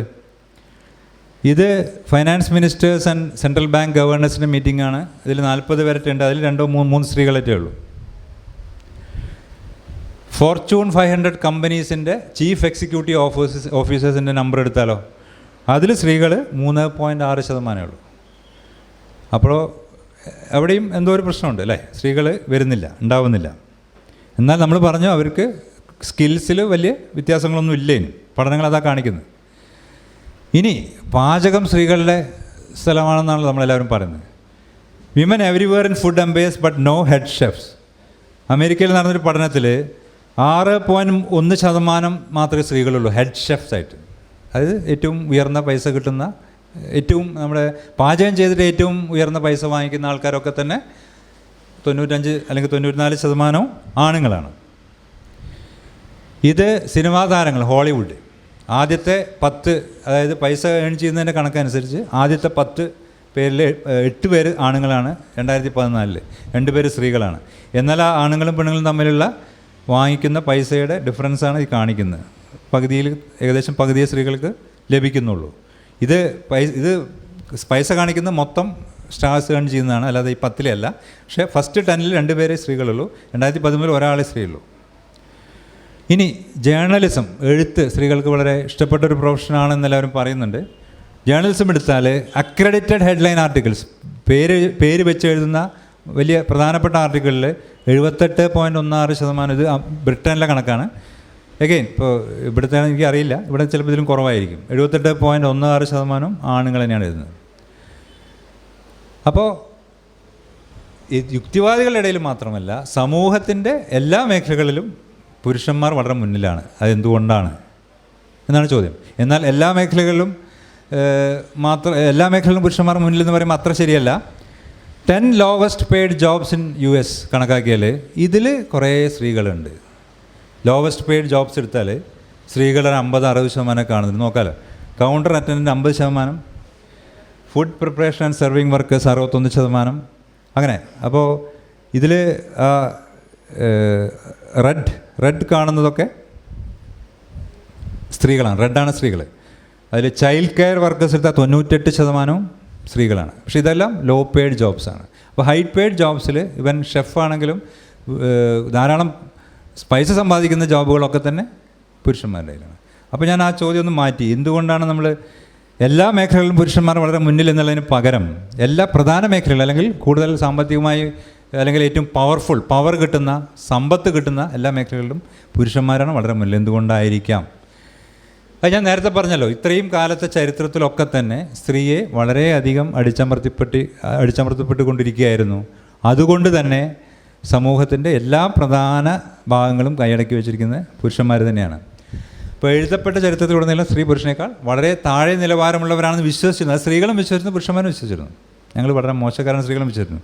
സ്ത്രീയെ സമൂഹം വളരെയധികം നിയന്ത്രിച്ചിരുന്നു, വീട്ടിനുള്ളിൽ ബന്ധിതാക്കിയിരുന്നു. വിജ്ഞാനം നേടാനുള്ള അവസരങ്ങൾ അവർക്ക് വളരെ കുറവായിരുന്നു. സ്വന്തം അഭിപ്രായം പറയുന്ന സ്ത്രീകളെ പലപ്പോഴും വിച്ച് ഹണ്ടിങ്ങും വിച്ച് ബേണിംഗ് ഒക്കെ ആയിട്ട് അവരെ കൊന്നിരുന്നു. അതുകൊണ്ടാണ് സമൂഹത്തിലെ മറ്റു മേഖലകൾ എന്ന പോലെ സ്ത്രീകൾ യുക്തിവാദ മേഖലയിലും കുറവ്, എല്ലാ പ്രധാനപ്പെട്ട മേഖലയും കുറവ്. അതെ, യുക്തിവാദ മേഖലയിൽ പ്രത്യേകിച്ച് കുറവ് വരാൻ ഇത് തന്നെയാണ് കാരണം. എനിക്ക് തോന്നുന്നു ഇനിയുള്ള പ്രാസംഗികർ പറയാൻ സാധ്യതയുള്ള കാര്യമാണ്, ഞാൻ കൂടുതലായിട്ട് പറയുന്നില്ല. പ്രിവിലേജ് അല്ലെങ്കിൽ ലിംഗപരമായ ഒരു പ്രത്യേക പരിഗണന എന്നുള്ള കാര്യം പലപ്പോഴും, ഇപ്പം ഞാൻ പറഞ്ഞ നേരത്തെ സാം ഹാരിസ് മറന്നുപോയി, ഡാർവിൻ മറന്നുപോയി, പ്ലാറ്റോൻ്റെയും അരിസ്റ്റോട്ടലിൻ്റെയും കാര്യം ഞാൻ പറയുന്നില്ല. ഇവരെല്ലാം മറന്നുപോയതാണ് ഈ മെയിൽ പ്രിവിലേജ് എന്നുള്ള കാര്യം. അപ്പോൾ ഈ മെയിൽ പ്രിവിലേജ് ആണ് യുക്തിവാദികളായ ആളുകളിൽ അധികവും ആണുങ്ങളാകാനുള്ള കാരണം. അത് നമുക്ക് തന്നെ സിമ്പിളായിട്ട് ആലോചിച്ചാൽ അറിയാം അല്ലേ? ജനിച്ച മുതൽ തന്നെ സ്ത്രീകളെ എന്താണ് അടങ്ങി ഒതുങ്ങി ജീവിക്കാനാണ് പരിശീലിപ്പിക്കുന്നത്. വേറെ വീട്ടിലേക്ക് പോകേണ്ട ആളല്ലേ എന്ന് പറഞ്ഞിട്ടാണ് പറയുന്നത്. അഭിപ്രായം പറയുന്ന സ്ത്രീയെ എല്ലാവർക്കും കണ്ടുകൂടാ, അല്ലെങ്കിൽ പേടിയാണ്, അവരെ അപ്പോഴത്തെ അടച്ചമർത്തും. ഒരു ആൺകുട്ടിയാണ് അഭിപ്രായം പറഞ്ഞാൽ കുഴപ്പമില്ല, പെൺകുട്ടി പറഞ്ഞാൽ പ്രശ്നമായി. ഒരു 8-10 വയസ്സ് വരെയൊക്കെ ഏകദേശം ഈക്വലായിട്ട് കൊണ്ടുപോയിരിക്കും. അതിനുശേഷം ഭയങ്കര പ്രശ്നമായി. സഞ്ചാര സ്വാതന്ത്ര്യം ഉണ്ടാവില്ല അല്ലേ? സ്ത്രീകളെ ഒറ്റയ്ക്ക് വിടുമോ? ഇല്ല.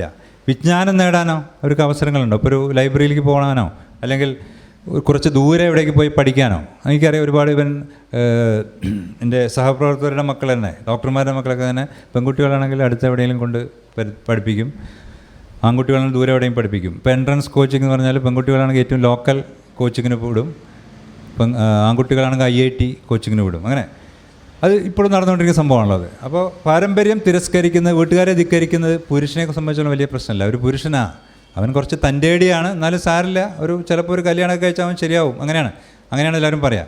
എന്നാൽ സ്ത്രീ ആണെങ്കിലോ അയ്യോ ആകെ പ്രശ്നമായി. വിവാഹശേഷം പുരുഷന് വലിയ വ്യത്യാസമൊന്നും വരുന്നില്ല. പുരുഷനപ്പോഴും ആ വീട്ടിലെ നായകൻ തന്നെയാണ്. സ്ത്രീ ആണെങ്കിലോ കംപ്ലീറ്റ് മാറി. സ്ത്രീക്ക് കൺട്രോൾ ചെയ്യാൻ അതുവരെ ഉണ്ടായിരുന്ന ആളുകൾ പോരാഞ്ഞിട്ട് വീണ്ടും കുറേ പുതിയ ആളുകൾ കൂടി കൺട്രോൾ ചെയ്യാനുണ്ടാവുന്നു. അപ്പം അതുകൊണ്ട് സ്ത്രീയെ സംബന്ധിച്ചിടത്തോളം ഈ മതത്തിൻ്റെ ചങ്ങലകളെക്കാട്ടിലും, മതത്തിൻ്റെ ചങ്ങലകൾ ഉണ്ടില്ല എന്ന് പറയുന്നില്ല, മതത്തിൻ്റെ ചങ്ങലയെക്കാട്ടിലും സ്വന്തം വീട്ടിലുള്ള മതമായിട്ട് ബന്ധപ്പെടാത്ത പുരുഷാധിപത്യത്തിൻ്റെ ചങ്ങലാണ് സ്ത്രീകളെ കൂടുതൽ നിയന്ത്രിക്കുന്നത്, കൂടുതൽ അവരുടെ സ്വാതന്ത്ര്യത്തിനെ ഹനിക്കുന്നത്. അപ്പോൾ അതുകൊണ്ട് തന്നെ പുരുഷാധിപത്യത്തിൻ്റെ ചങ്ങലകൾ ഇല്ലാതായാൽ മാത്രമേ കൂടുതൽ സ്ത്രീകൾ വിശ്വാസത്തിൽ നിന്ന്, അല്ലെങ്കിൽ ഈ അവിശ്വാസമായിട്ടുള്ള അതിൽ നിന്ന് സ്വാതന്ത്ര്യം ലഭിക്കണമെങ്കിൽ ഫസ്റ്റ് അവർക്ക് സ്വന്തമായിട്ടുള്ള അഭിപ്രായം പറയാനുള്ള ധൈര്യം വേണം, സ്വന്തമായിട്ട് ചിന്തിക്കാനുള്ള ധൈര്യം വേണം. അത് വരണമെന്നുണ്ടെങ്കിൽ നമ്മുടെ ഇന്നത്തെ ഈ പുരുഷാധിപത്യ മുൻവിധികളും പുരുഷാധിപത്യ ധാരണകളും എല്ലാം മാറിയാലേ സാധിക്കുകയുള്ളൂ. ഇനി ഞാൻ വീണ്ടും ഇപ്പോൾ മെയിൽ പ്രിവിലേജിനെ കുറിച്ച് പറയുന്നതാണ്. അപ്പോൾ ഞാൻ സാം ഹാരിസും ഡാർവിൻ്റെ കാര്യം പറഞ്ഞു, ഒരാളുടെ കാര്യം കൂടി പറയാം, അത് പറഞ്ഞില്ലെങ്കിൽ ശരിയാവില്ലെന്ന് എനിക്ക് തോന്നുന്നു. എലിവേറ്റർ ഗേറ്റ് നമുക്കറിയാം, ചിലപ്പോൾ നിങ്ങൾക്ക് പലർക്കും അറിയുണ്ടാവും. റെബേക്ക വാട്സൺ, റിച്ചാർഡ് ഡോക്കിൻസ് എന്നുള്ള പ്രശ്നം അറിയാത്തവർക്ക് വേണ്ടി ഞാൻ പറയാം. സംഭവം ഇതാണ്. അയർലൻഡിൽ ഒരു എത്തിസ്റ്റ് മീറ്റിംഗ് കഴിഞ്ഞ് ഭക്ഷണം കഴിച്ച് ബാറിലൊക്കെ കുറേ നേരം ഇരുന്നിട്ട് ഒരു 4 മണിക്ക് റെബേക്ക വാട്സൺ പോവാണ്. എനിക്ക് വല്ലാതെ ഉറക്കം വരുന്നു, ക്ഷീണിക്കുന്നു, ഞാൻ പോവാണ് ബൈ എന്ന് പറഞ്ഞിട്ട് അവിടെയുള്ളവരൊക്കെ പറഞ്ഞിട്ട് ലിഫ്റ്റിൽ കയറുന്നു. അപ്പോൾ കൂടെ ആ മീറ്റിങ്ങിലുണ്ടായിരുന്ന ഒരാളും കൂടെ വരുന്നു. അയാൾ എന്നിട്ട് പറയാണ്, "Don't take this the wrong way, but I find you very interesting. I would like to talk more. Would you like to come to my hotel room for coffee?" പറയാണ് 4 മണിക്ക്. അപ്പോൾ സോറി നോ എന്ന് പറഞ്ഞിട്ട് Rebecca Watson പോകുന്നു. സംഭവം കഴിഞ്ഞു. Rebecca Watson അവരുടെ YouTube വീഡിയോയിൽ ഇത് പറയുന്നു. എന്താണ് പറഞ്ഞത്? ഞാൻ സംസാരിച്ചതേക്കുറിച്ച് തന്നെയാണ്. സ്ത്രീയെ ഒരു സെക്സിസ്റ്റ് സിമ്പിളായിട്ട് അല്ലെങ്കിൽ ഒരു സെക്സിന് വേണ്ടിയിട്ടൊരു ഉപകരണം മാത്രമായിട്ട് കാണാതെ അവളുടെ ഇൻ്റലക്റ്റിനെ മനസ്സിലാക്കുക, അതിനെ ബഹുമാനിക്കാൻ, അല്ലെങ്കിൽ അവർ പറയുന്നത് എന്താണെന്ന് കേട്ടിട്ട് അതുമായിട്ടുള്ള ഡിബേറ്റിന് പോവുക എന്നല്ലാതെ എന്താ പറയുക, ഒരു ഫിസിക്കൽ ഒരു ചിന്ത മാത്രം ആകുന്നത് ശരിയല്ല എന്നായിരുന്നു അവരുടെ ടോക്കിൽ പറഞ്ഞത്. എന്നിട്ട് അതൊക്കെല്ലാം കഴിഞ്ഞിട്ട് അവരിന്ന് ലിഫ്റ്റിൽ കയറി റൂമിലേക്ക് പോകുമ്പോഴാണ് ഇങ്ങനെ ഒരാൾ വന്ന് പറയുന്നത്. അപ്പോൾ അവർ പറയുന്നത്, I don't really know how else to explain that this makes me incredibly uncomfortable. എനിക്ക് ഭയങ്കരമായിട്ട് ഒരു അസ്വസ്ഥത തോന്നി.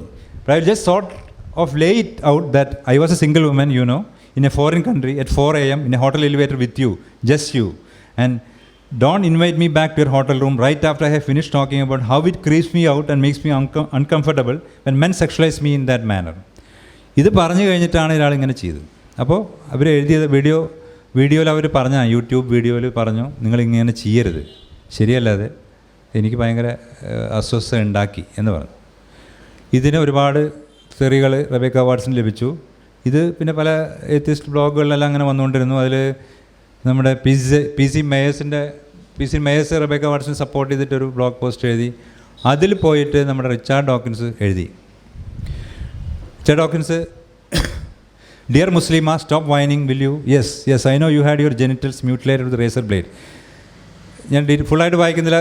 റിച്ചാർഡ് ഡോക്കിൻസ് കമ്പയർ ചെയ്യുന്നത് അറബ് രാജ്യങ്ങളിലെ കൊടിയ എന്താ പറയുക, പട്രിയാർക്കി നിലനിൽക്കുന്ന ഒരു മതഭീകരത നിലനിൽക്കുന്ന, സ്ത്രീകൾക്കെതിരെ അടിച്ചമർത്തി നിലനിൽക്കുന്ന അറബ് രാജ്യങ്ങളുടെ സ്ഥിതിയും ഒരു വെസ്റ്റേൺ വിമൻ ഫേസ് ചെയ്യുന്ന സ്ഥിതിയും തമ്മിൽ കമ്പയർ ചെയ്തിട്ട്, വെസ്റ്റേൺ വിമൻ ഫേസ് ചെയ്യുന്ന ഒന്നുമല്ല, അതൊരു വിഷയമേ അല്ല, അത് നിങ്ങൾ പറയാൻ പാടില്ല എന്നുള്ള രീതിയിൽ ആണ് റിച്ചാർഡ് ഡോക്കിൻസ് പറഞ്ഞത്, അതിനെ കളിയാക്കിക്കൊണ്ട്. And you Muslim think you have misogyny to complain about for goodness sake grow up or at least grow a thicker skin. Muslim സ്ത്രീയോടാണ് പറയണത്, നോക്ക് വെസ്റ്റേൺ സ്ത്രീകൾക്ക് ഭയങ്കര ഭയങ്കര ഓപ്പറേഷനാണ്. ഒരാൾ വന്നിട്ട് എലിവേറ്ററിൽ വന്നിട്ട് രാത്രി 4 മണിക്ക് ഇരുന്ന് സംസാരിച്ചു എന്ന് പറഞ്ഞു.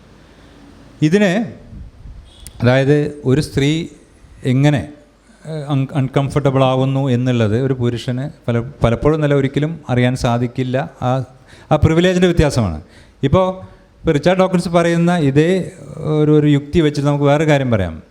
ഇപ്പോൾ ഡോക്കിൻസ് ഇംഗ്ലണ്ടിലാണ്. ഇംഗ്ലണ്ടിൽ വലിയ മതത്തിന് വലിയ റോളൊന്നുമില്ല, മതത്തിന് തീരെ റോളില്ല. അങ്ങനെ ഒരു സ്ഥലത്ത് ഡോക്കിൻസ് ഇതിനെ എത്തിസം പറഞ്ഞ് നടക്കുന്നതാണ് ചോദ്യം. എത്തിസിന് പറഞ്ഞ് നടക്കേണ്ട ആവശ്യമില്ലല്ലോ. ഇതേ അതായത് റബേക്ക വാട്സൺ അമേരിക്കയിൽ ഫെമിനിസം പറയാൻ പാടില്ല എന്നുള്ള രീതിയിലാണ് ഡോക്കിൻസ് ഇവിടെ സംസാരിക്കുന്നത്. അങ്ങനെയാണെങ്കിൽ റിച്ചാർഡ് ഡോക്കിൻസ് UK സൗദി അറേബ്യയിൽ പറഞ്ഞോട്ടെ, UK എന്തിനാണ് എത്തിസം പറയുന്നത് എന്നുള്ള വാക്ക് കൂടി വയ്ക്കാം. ഇവിടെയാണ് ഈ റിയൽ ആൻഡ് ഫാൻറ്റം പാട്രിയാർക്കി എന്ന് പറഞ്ഞൊരു ഡുവലിറ്റി. അതായത് ശരിയായൊരു പാട്രിയാർക്കി ഉണ്ട്, എന്നാൽ നിങ്ങൾ പറയുന്നതൊക്കെ ശരിയായ പാട്രിയാർക്കി അല്ല. ഇപ്പോൾ കേരളത്തിലുള്ളതൊന്നും ശരിയായ പാട്രിയാർക്കി അല്ല. ശരിയായ പാട്രിയാർക്കി ഹരിയാനയിലാണ്, ഉത്തർപ്രദേശിലാണ്, അല്ലെങ്കിൽ സൗദി അറേബ്യയിലാണ് എന്ന് പറയുന്ന ആളുകൾ. ഈ പുരുഷാധിപത്യം എല്ലാ ഭാഗത്തുമുണ്ട്, അതിൻ്റെ തോതിലെ വ്യത്യാസമുള്ളൂ. അപ്പോൾ അതാത് സ്ഥലത്ത് അനുഭവിക്കുന്നവർ അതിനെതിരെ പ്രതികരിക്കുന്നു. അതിനെന്തിനാണ് നിങ്ങൾ എതിർക്കുന്നത്? അതിനെ നിങ്ങൾ ആ പ്രതികരണത്തിനെ നിങ്ങൾ എന്താ ചെയ്യേണ്ടത്? അഭിനന്ദിക്കുകയല്ല ചെയ്യേണ്ടത്. കുറച്ച് ഫെമിനിസത്തിൻ്റെ ചില തിയറികളും ചരിത്രത്തിൽ കൂടി പറഞ്ഞിട്ട് ഞാൻ അവസാനിപ്പിക്കാം. എല്ലാവരും ചോദിക്കുന്നുണ്ട്, പലരും ചോദിച്ചു എന്തിനാണ് ഈ ഫെമിനിസം എന്ന പേര്, ഹ്യൂമനിസം എന്ന പേര് പോരെ? അതിനൊരു ഉത്തരം പലരും ഉത്തരം പറഞ്ഞിട്ടുണ്ട്. ഇതൊരു നൈജീരിയൻ നോവലിസ്റ്റ് ചിമമണ്ട പറയുന്നതാണ്. Why the word feminist? Why not just say you are a believer in human rights or something like that? Because that would be dishonest. അത് ശരിയല്ല. എന്തുകൊണ്ടാണ്?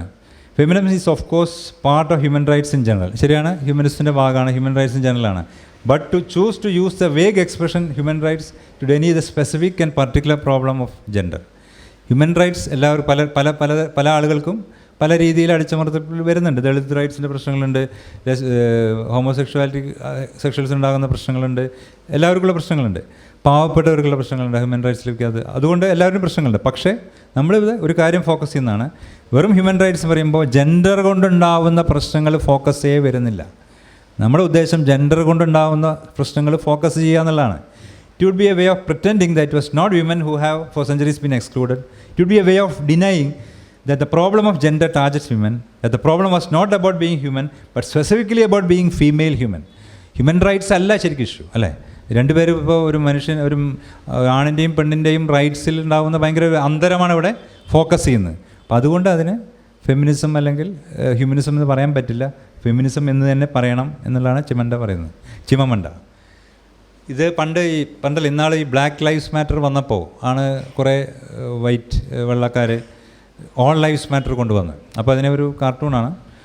Well I think all lives matter, we should care exactly equally all times about everything. അപ്പോൾ ഒരു വീട് തീ പിടിക്കുന്നുണ്ട്, മറ്റേ വീടിന് തീ പിടിക്കുന്നില്ല. അപ്പോൾ തീ പിടിക്കുന്ന വീടിനല്ല വെള്ളം ഒഴിക്കുന്നത്, തീ പിടിക്കാത്ത വീടിനാണ് വെള്ളം ഒഴിക്കുന്നത്. അപ്പോൾ എവിടെയാണ് പ്രശ്നം അതിൽ നമ്മൾ ഫോക്കസ് ചെയ്യുക എന്നുള്ളതാണ് ഈ നമ്മുടെ സോഷ്യൽ ജസ്റ്റിസിൻ്റെ ഭാഗമായിട്ട് നമുക്ക് പറയാനുള്ളത്. ഫെമിനിസം എന്ന വാക്ക് എങ്ങനെ വന്നു വെച്ചാൽ, ഫെമിനിസം എന്ന് പറഞ്ഞാൽ വരുന്നത് ഫ്രഞ്ച് ഭാഷയിൽ ഫെമിനിസ്റ്റ് പ്രൊണൗൺസിയേഷൻ ശരിയാണെന്ന് അറിയില്ല, ഫെമിനിസ്റ്റ് എന്ന വാക്കാണ് 1892 മുതലാണ് അത് ഈ ഒരു അർത്ഥത്തിലേക്ക് ഉപയോഗിച്ചത്. അതുവരെ അത് ഒരു സ്ത്രീത്വം എന്നൊക്കെയുള്ള അർത്ഥത്തിലാണ് ഉപയോഗിക്കാൻ തുടങ്ങിയത്. 1892 ഇൻ്റർനാഷണൽ വിമൻസ് കോൺഫറൻസ് ഇൻ പാരീസിലാണ് ഇത് ഇങ്ങനൊരു രീതിയിലേക്ക് ഉപയോഗിക്കാൻ തുടങ്ങിയത്. ഫെമിനിസത്തിന് നിങ്ങൾ പലപ്പോഴും കേട്ടിട്ടുണ്ടാകും, first wave feminism, second wave, third wave. വേവുകളൊക്കെ ഇങ്ങനെ ഒരു എന്താ പറയുക ആർട്ടിഫിഷ്യലായിട്ട് നമ്മളിങ്ങനെ മുറിക്കുകയാണ്. ഇതിങ്ങനെ ഓരോ അതാത് കാലത്ത് അതാത് സ്ത്രീകൾ, അതാത് സമയത്തുണ്ടായിരുന്ന സ്ത്രീകൾ, അതാത് രാജ്യങ്ങളിലെ സ്ത്രീകൾ അവർക്ക് ഏറ്റവും ബുദ്ധിമുട്ട് തോന്നിയ കാര്യങ്ങളെ എതിരെ പ്രതികരിക്കുകയാണ് ചെയ്തത്. അപ്പോൾ ആദ്യ കാലഘട്ടത്തിൽ ഇതിപ്പോൾ 1800 മുമ്പ് ഉണ്ടായിരുന്നു. 1800 മുമ്പും പല എന്താ പറയുക സ്ത്രീപക്ഷവാദികളും ഉണ്ടായിരുന്നു. സ്ത്രീകളുടെ അവകാശങ്ങൾക്ക് വേണ്ടി പല പോരാട്ടങ്ങളും ലോകത്തെല്ലാവരും നടന്നിട്ടുണ്ട്.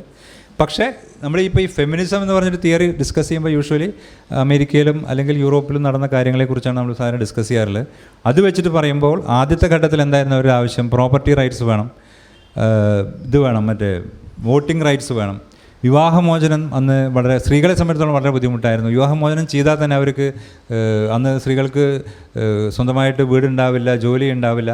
അപ്പോൾ അവർക്ക് സപ്പോർട്ട് ഒന്നും കിട്ടില്ല വിവാഹമോചനം കഴിഞ്ഞാൽ. അപ്പോൾ ഇത് ഈ ആവശ്യങ്ങൾക്ക് വേണ്ടിയിട്ടായിരുന്നു ആദ്യത്തെ ഫെമിനിസം. അത് ലീഗലായിട്ടുള്ള ഒരുപാട് ഇനീക്വാലിറ്റീസ്, നിയമപരമായിട്ടുള്ള തുല്യതയ്ക്ക് വേണ്ടിയിട്ടുള്ളായിരുന്നു ഈ ആദ്യത്തെ പോരാട്ടങ്ങളെല്ലാം തന്നെ. അപ്പോൾ 1920 തോന്നുന്നു അമേരിക്കയിൽ ഫസ്റ്റ് വോട്ടിംഗ് റൈറ്റ്സ് കിട്ടിയത്. അതിനൊപ്പം തന്നെ UK കിട്ടി. ഏതാനും വർഷങ്ങൾ കൊണ്ട് അങ്ങനെ യൂറോപ്പിലെ ഒരുവിധ എല്ലാ രാജ്യങ്ങളും കിട്ടി. അപ്പോൾ അവിടെ ഏകദേശം നമ്മൾ ആദ്യ കാലഘട്ടം കഴിഞ്ഞു എന്ന് വേണേൽ പറയാം. അപ്പോൾ ഇതിൻ്റെ ഒരു ഹിസ്റ്റോറിക്കൽ കോണ്ടെക്സ്റ്റ്, ഫസ്റ്റ് വേവ് ഫെമിനിസ്റ്റിൻ്റെ ഹിസ്റ്റോറിക്കൽ കോണ്ടെക്സ്റ്റ് എന്താ വെച്ചാൽ, അന്ന് എങ്ങനെയാണ് ഇൻ്റലക്ച്വലി ഇൻഫീരിയർ, ഫിസിക്കലി വീക്ക്. നമ്മൾ ഡാർവിൻ്റെ കാര്യമൊക്കെ പറഞ്ഞല്ലോ, ഡാർവിൻ എങ്ങനെയാണ് വിചാരിച്ചിരുന്നത്? Emotional, intuitive, irrational, suited to the roles of wife and mother, expect to marry and serve her husband. The traditional marriage was women promise to obey their husband. ഇതായിരുന്നു എൻ്റെ context. അപ്പോൾ അന്നത്തെ സ്ത്രീകളുടെ ധാരണ തന്നെ, ഫസ്റ്റ് വേവ് ഫെമിനിസ്റ്റുകളുടെ ധാരണ തന്നെ, men and women have separate biologically determined roles. ബയോളജിക്കലായിട്ട് തന്നെ സ്ത്രീകൾക്ക് ഇന്ന റോളുണ്ട്, പുരുഷന്മാർക്ക് ഇന്ന റോളുണ്ട്. Women work in private sphere, men in public sphere. പക്ഷേ ലീഗൽ പ്രൊട്ടക്ഷൻ വേണം സ്ത്രീകൾക്ക്. ഇതായിരുന്നു ഫസ്റ്റ് വേവുകൾ ഇന്ന ആളുകളുടെ ആവശ്യങ്ങൾ. രണ്ടാം കാലഘട്ടം ആകുമ്പോഴേക്കും ലീഗൽ പ്രൊട്ടക്ഷൻ കുറച്ചൊക്കെ കിട്ടി. പക്ഷേ കുടുംബത്തിനുള്ളിലുള്ള തുല്യാവകാശം, പേ ഈക്വലൈസേഷൻ, പിന്നെ സെക്ഷുവാലിറ്റി റൈറ്റ്സ്, അബോർഷൻ റൈറ്റ്സ്, പിന്നെ ഏകദേശം ഈ സമയമാകുമ്പോഴാണ് സെക്സ് ബയോളജിക്കലും ജെൻഡർ കൾച്ചറൽ, സോഷ്യോ കൾച്ചറലുമാണ് എന്നുള്ള ആ ഒരു സങ്കല്പം വരുന്നത്. അപ്പോൾ രണ്ടാമത്തെ കാലഘട്ടത്തിൻ്റെ ഒരു കോണ്ടെക്സ്റ്റ് അമേരിക്കയിൽ സിവിൽ റൈറ്റ്സ് മൂവ്മെൻറ്റ് നടക്കുകയാണ് ബ്ലാക്സിൻ്റെ ആവശ്യങ്ങൾക്ക് വേണ്ടിയിട്ട്. അപ്പോൾ അതുമായിട്ട് ഇവർ മിങ്കിൾ ചെയ്തു, രണ്ടും കൂടി ഒരുമിച്ചാണ് കൊണ്ടുപോയത്. അങ്ങനെ അപ്പോൾ അന്നത്തെ കോണ്ടെക്സ്റ്റ് എങ്ങനെയാ വെച്ചാൽ, വിമൻ വോട്ട് ചെയ്യാം, അവർക്ക് വിദ്യാഭ്യാസം കിട്ടുന്നുണ്ട് കുറേയൊക്കെ, എങ്കിലും നല്ല ജോലികൾ കിട്ടുന്നില്ല. എപ്പോഴും പുരുഷനെക്കാട്ടിലും പേയ്മെൻറ്റ് കുറവാണ്. ഡിവോഴ്സിന് അവകാശങ്ങളുണ്ട്, പക്ഷേ ഡിവോഴ്സ് പറഞ്ഞാൽ വളരെ മോശമായിട്ടാണ് കണ്ടിരുന്നത്. Rape and physical abuse in the മാരേജിൽ അത് ഇലീഗലാണ്, പക്ഷേ അപ്പോഴും കണ്ടിന്യൂ ചെയ്യുന്നുണ്ട്. അബോർഷൻ അപ്പോഴും ഇലീഗലാണ്. ഇതെല്ലാം ആയിരുന്നു അന്നത്തെ main issues, second wave feminism എന്ന് പറയുന്നതിൻ്റെ ഇഷ്യൂസ്. 60s 70s മെയിൻ പ്രധാന കാര്യം. അപ്പോൾ അന്നാണ് ഈ പുരുഷാധിപത്യ സങ്കല്പം അല്ലെങ്കിൽ പെട്രിയാർക്കി എന്നുള്ള സങ്കല്പം വരുന്നത്. അതായത് എല്ലാ സ്ഫിയറിലും ആണുങ്ങളുടെ ഒരു അധീശത്വമുണ്ട്, അത് അവസാനിപ്പിക്കണം എന്നുള്ളത്. അപ്പോൾ ഇവിടെ ഇൻ്റലക്ച്വലി ഈക്വലാണ്, എല്ലാ രീതിയിലും ഈക്വാലിറ്റി. ഫിസിക്കലി അവരുടെ ഹൈറ്റ് വെയ്റ്റിലോ അല്ലെങ്കിൽ ഓടുന്ന സ്പീഡിലോ അല്ല ഈക്വാലിറ്റി, ബാക്കി എല്ലാ രീതികളിലും ഒരു ഈക്വൽ റൈറ്റ്സ് അല്ലെങ്കിൽ ഈക്വൽ ഓപ്പർച്യൂണിറ്റീസ് വേണം എന്നുള്ളതായിരുന്നു സെക്കൻഡ് വേവ് ഫെമിനിസം. ഇപ്പോൾ രണ്ടും തമ്മിലുള്ള പ്രധാന വ്യത്യാസം, ഫസ്റ്റ് വേവ് ഇൻട്രിൻസിക്കലി ഭയങ്കര വ്യത്യാസങ്ങളുണ്ട്, എങ്കിലും ഞങ്ങൾക്ക് ലീഗൽ പ്രൊട്ടക്ഷൻ വേണം എന്നായിരുന്നു. സെക്കൻഡ് വേവിലാണ് മറ്റേതെല്ലാം. സെക്കൻഡ് വേവിലാണെങ്കിൽ അഫർമേറ്റീവ് ആക്ഷനായിട്ട് മെറ്റേണിറ്റി ലീവിൻ്റെ സംഭവങ്ങളൊക്കെ വരുന്നു. നമ്മുടെ ഇന്ത്യയിലാണ് പറയുകയാണെങ്കിൽ, ഇന്ത്യയിൽ വോട്ടിംഗ് റൈറ്റ്സ് ഒരുവിധം ഒരുമിച്ച് കിട്ടിയെന്ന് പറയാം. എന്നാൽ നമ്മുടെ ഹിന്ദു കോഡ് ബില്ല് വരുന്നു. അതുപോലെ തന്നെ വനിതകൾക്ക് സംവരണം, ഇപ്പോൾ നമുക്ക് പഞ്ചായത്തിൽ ഇതിലൊക്കെ വരുന്ന സംവരണങ്ങൾ വരുന്നു. അഫർമേറ്റീവ് ആക്ഷൻ പല ബസ്സുകളിലോ അല്ലെങ്കിൽ പല സ്ഥലങ്ങളിലും സംവരണങ്ങൾ വരുന്നു. ഒരു അതായത് ഇത്രയും സ്ക്യൂഡ് ആയിട്ടുള്ള സംഭവങ്ങളൊന്ന് ശരിയാക്കാൻ വേണ്ടിയിട്ട് ഒരു സപ്പോർട്ട് കൊടുക്കാൻ വേണ്ടിയിട്ട് വരുന്ന അഫർമേറ്റീവ് ആക്ഷൻ. ഇതെല്ലാം നമുക്ക് സെക്കൻഡ് വേവിൻ്റെ ഭാഗമായിട്ട് എടുക്കാം. മൂന്നാമത്തെ എന്ന് പറയുന്നത് 1990-കൾക്ക് ശേഷം ഇത് കുറേയും കൂടി വ്യത്യസ്തമാവുകയാണ്. പിന്നെ ഇതൊരു പല സ്ട്രാറ്റജി ആയിട്ട് മാറുകയാണ്. ആകെ എന്താ പറയുക, അങ്ങോട്ടും ഇങ്ങോട്ടും ചിലതെല്ലാം ഭയങ്കര വൈരുദ്ധ്യമുള്ള സ്ട്രാറ്റജി ആയിട്ട് മാറുന്നുണ്ട്. വീണ്ടും ഇവിടെ ഇപ്പോൾ ലൈംഗിക ആഭിമുഖ്യം, അതായത് ഗേ ലെസ്ബിയൻ ഇഷ്യൂസ് ഇതിൽ ചർച്ചയ്ക്ക് വരുന്നു, ജെൻഡർ പെർസെപ്ഷൻ, ട്രാൻസ്ജെൻഡറിൻ്റെ ഇഷ്യൂസ് വരുന്നു, റേഷ്യൽ ഇഷ്യൂസ് വരുന്നു. അതുവരെ ഫസ്റ്റും സെക്കൻഡും ഒക്കെ യൂഷ്വലി മിഡിൽ ക്ലാസ് വൈറ്റ് ഫീമെയിൽസിൻ്റെ ഇഷ്യൂസ് മാത്രമായിരുന്നു എന്നുള്ളതാണ് പിന്നെയുള്ള ഫെമിനിസ്റ്റുകളുടെ ക്രിറ്റിസിസം. പിന്നെ അപ്പോൾ സാംസ്കാരികമായിട്ട് റേഷ്യലായിട്ടുള്ള, കൾച്ചറലായിട്ടുള്ള, ലാംഗ്വേജ് പരമായിട്ടുള്ള എല്ലാവർക്കും വ്യത്യാസമുണ്ട്. അപ്പോൾ എല്ലാവരുടെ ആവശ്യങ്ങളും വ്യത്യസ്തമാണ്. അപ്പോൾ അങ്ങനെ ഡിഫറെൻറ്റ് ഐഡൻറ്റിറ്റീസിലായിട്ട് ഇങ്ങനെ പോകണം എന്നുള്ള രീതിയിലേക്കാണ് വരുന്നത്. ഇവിടെയാണ് ഈ പോസ്റ്റ് മോഡേൺ ആയിട്ടുള്ള തിയറീസിൻ്റെയും അവരുടെ ആശയങ്ങളുടെയും സ്വാധീനവും ഫെമിനിസത്തിൽ വരുന്നത്. ഇത് ഞാൻ ഉണ്ടാക്കിയ ചെറിയൊരു എന്താ പറയുക, ഒരു ടേബിളാണ്. ഇതിൽ അഭിപ്രായ വ്യത്യാസങ്ങളുണ്ടാവാം, മുഴുവൻ ശരിയാവണമെന്നില്ല. ഞാനൊരു വലതും ഒരു മുഖ്യധാര ഇടത് തീവ്ര ഇടതായിട്ട് വയ്ക്കുമ്പോൾ ഫെമിനിസത്തിൽ യാഥാസ്ഥികരായിട്ടുള്ള ഫെമിനിസ്റ്റുകളുണ്ട്. നമ്മുടെ ഡോക്കിൻസൊക്കെ ഭയങ്കര ഫെമിനിസ്റ്റ് പറയുന്ന സോമേഴ്സൊക്കെ നമുക്കൊരു യാഥാസ്ഥിക ഫെമിനിസ്റ്റ് വിളിക്കാം. എന്ന് വെച്ചാൽ അവർ ഒരു ഫസ്റ്റ് വേവിൽ നിന്ന് അങ്ങോട്ട് മുന്നോട്ട് വന്നിട്ടില്ല. അവർ ലീഗലി ഇക്വിറ്റി ഫെമിനിസം എന്നൊക്കെ പറയുന്ന കൂട്ടത്തിൽ അവർ ഈക്വൽ ആയിട്ടുള്ള ലോസ് എല്ലാം ഈക്വൽ ആയാൽ മതി, നിയമങ്ങളൊക്കെ ഈക്വൽ ആയാൽ മതി, അങ്ങനെയാണ് ബാക്കിയെല്ലാം തന്നെ ശരിയാവുമെന്ന് പറയുന്നവരുണ്ട്. അതേമാതിരി മതം, അതായത് ഇസ്ലാമിസ്റ്റ് ഫെമിനിസ്റ്റുകളുണ്ട്. ഇവൻ ഇപ്പോൾ ഇന്നൊരു സ്വരാജയിലൊരു ആർട്ടിക്കിൾ ഉണ്ട്, ഹിന്ദു ഫെമിനിസം എന്ന് പറഞ്ഞിട്ട്. ഹിന്ദു ഫെമിനിസം അവർ പറയുന്നത് പണ്ട് വേദങ്ങളിലൊക്കെ സ്ത്രീകൾക്ക് വളരെ ഉയർന്ന പദവിയായിരുന്നു, നമ്മൾ കണ്ടു, അതങ്ങനെയല്ലാന്ന്. പക്ഷേ അവർ പറയും അങ്ങനെയാണ്, വേദങ്ങളിലൊക്കെ ഉയർന്ന പദവിയായിരുന്നു. പിന്നെ മുസ്ലിം അധിനിവേശം, ബ്രിട്ടീഷ് അധിനിവേശത്തിലാണ് സ്ത്രീകളുടെ പദവി ഭാരതത്തിലെല്ലാം മോശമായെന്ന് പറയുന്ന ഹിന്ദു ഫെമിനിസ്റ്റുകളുണ്ട്. അപ്പോൾ നമ്മുടെ മധു കിഷോറൊക്കെ ഇപ്പോൾ ഏകദേശം ആ രീതിയിലാണ് നിൽക്കുന്നത്. അപ്പോൾ പിന്നെ എക്കോ ഫെമിനിസ്റ്റ്, നമ്മുടെ വന്ദന ശിവൊക്കെ പറയുന്ന വേറൊരു ഫെമിനിസ്റ്റ്, അതൊരു സ്പിരിച്വാലിറ്റിയും ഭൂമിയും സ്ത്രീയും ഒന്നാണെന്നൊക്കെ രീതിയിലുള്ള കുറേ കാര്യങ്ങളുണ്ട്. മുഖ്യധാര ഫെമിനിസത്തിൽ basically it's a liberal feminism എന്ന് വേണമെങ്കിൽ പറയാം. അതാണ് നമ്മളിപ്പോൾ പറയുന്ന പ്രധാന സംഘടനകളെല്ലാം, ഈ വിമൻസ് ഓർഗനൈസേഷൻസ് എന്ന് പറയുന്ന വെസ്റ്റേൺ രാജ്യങ്ങളിലുള്ള ഓർഗനൈസേഷൻസ് എല്ലാം ലിബറൽ ഫെമിനിസത്തിന് പോകുന്ന ആളുകളാണ്. അതിൽ തന്നെ റാഡിക്കൽ ഫെമിനിസം എന്ന് പറയുന്ന ഒരു ലിബറൽ ഫെമിനിസം റാഡിക്കൽ ഫെമിനിസം തമ്മിൽ വ്യത്യാസം പറയുന്നത്, ലിബറൽ ഫെമിനിസത്തിൽ അവർ ഈക്വാലിറ്റിക്ക് വേണ്ടിയിട്ടുള്ള എല്ലാ എന്താ പറയുക, ഈ ഇപ്പോഴുള്ള വ്യവസ്ഥയിൽ തന്നെ എല്ലാ പൊളിറ്റിക്കൽ ആൻഡ് ലീഗൽ കോഴ്സ് ഉപയോഗിച്ചുകൊണ്ട് മാക്സിമം ഈക്വാലിറ്റി എത്തിക്കാൻ നോക്കുക എന്ന ലിബറൽ ഫെമിനിസ്റ്റ് പറയുമ്പോൾ, റാഡിക്കൽ ഫെമിനിസ്റ്റുകളിൽ നിന്ന് മൊത്തം ആ കൾച്ചർ തന്നെ, പുരുഷാധിപത്യ കൾച്ചർ തന്നെ മാറാൻ വേണ്ടിയിട്ട് പ്രവർത്തിക്കണം. പക്ഷേ എങ്കിലും എങ്ങനെയാണത് മാറേണ്ടതെന്നുള്ളതിനെക്കുറിച്ച് ഇപ്പോഴും അഭിപ്രായ വ്യത്യാസങ്ങൾ ധാരാളമുണ്ട്. പിന്നെ നമുക്കൊരു തീവ്ര ഇടത് എന്ന് പറയാം, അല്ലെങ്കിൽ മാർക്സിസ്റ്റ് ആയിട്ടുള്ള ഫെമിനിസ്റ്റുകളുണ്ട്, സോഷ്യലിസ്റ്റ് ഫെമിനിസ്റ്റുകളുണ്ട്, അല്ലെങ്കിൽ ഈ എന്താ പറയുക വളരെ അയുക്തികമായിട്ടുള്ള ഉത്തരാധുനിക നിലപാടുകളുള്ള ഫെമിനിസ്റ്റുകളും ഉണ്ട്. ഒരു നമുക്ക് ശാസ്ത്രീയമല്ല എന്ന് പറയുന്ന, ഫീമെയിൽ സുപ്പീരിയർ ആണെന്ന് പറയുന്ന കുറച്ച് ഫെമിനിസ്റ്റുകളുണ്ട്. അതുപോലെ ഫീമെയിൽസിന് ചില പ്രത്യേക കഴിവുകളുണ്ട്, അത് പരിപോഷിപ്പിച്ചാൽ മതി, മറ്റേതിലേക്കൊന്നും പോകണ്ട എന്ന് പറയുന്ന ആൾക്കാരൊക്കെ ഉണ്ട്. ഇവരെയൊക്കെ ഞാനതിൽ ഉത്തരാധീനത്തിൽ പെടുത്തും. അപ്പോൾ ഇങ്ങനെയാണ് ഫെമിനിസം. ഭയങ്കര വൈവിധ്യമായിട്ടുള്ളൊരു സംഭവമാണ്. നമുക്കിതിനെ ഒറ്റ ഒരു അച്ചിലൊന്നും ഇടാൻ പറ്റില്ല.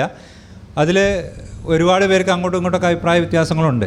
എങ്കിലും നമ്മൾ നേരത്തെ പറഞ്ഞ ആ definition, social and political equality of women എല്ലാവരും അംഗീകരിക്കുന്നതാണ്. അപ്പോൾ ഇതിൽ യുക്തിവാദികളുടെ പൊസിഷൻ എവിടെയായിരിക്കണം എന്നാണ് ഞാൻ ഈ നടുവിൽ ഏകദേശം ഏതെങ്കിലും ഒരു ഭാഗത്ത് ലിബറലിനും റാഡിക്കലിനും ഇടയിലായിട്ടോ ആയിരിക്കണം യുക്തിവാദികളുടെ പൊസിഷൻ എന്നാണ് എൻ്റെ അഭിപ്രായം. ഇത് അഭിപ്രായ വ്യത്യാസങ്ങൾ ഉണ്ടാവാം, നമുക്ക് ചർച്ച ചെയ്യാം. ഇനി സമയം ആയി തോന്നുന്നു. ഫെമിനിസ്റ്റിനെ കുറിച്ചുള്ള മിഥ്യാധാരണകൾ നമുക്ക് ഒരുപാട് നമ്മൾ ഇപ്പോൾ പറഞ്ഞതാണ്, ഇതിന് ഞാൻ ഇതിലേക്ക് ഡീറ്റെയിൽ ആയിട്ട് പോകുന്നില്ല. ഇതിൽ ചില കാര്യങ്ങൾ പ്രത്യേകിച്ച് പറയാം. ഇപ്പോൾ അതിൻ്റെ പുരുഷവിരോധ ആശയമാണോ? അല്ല. ഫെമിനിസ്റ്റുകൾ പുരുഷന്മാരെ എല്ലാം മോശക്കാരാണെന്ന് വിചാരിക്കുന്നുണ്ടോ? ഇല്ല. ഫെമിനിസം സ്ത്രീ ആധിപത്യം ആഗ്രഹിക്കുന്നുണ്ടോ? ഇല്ല.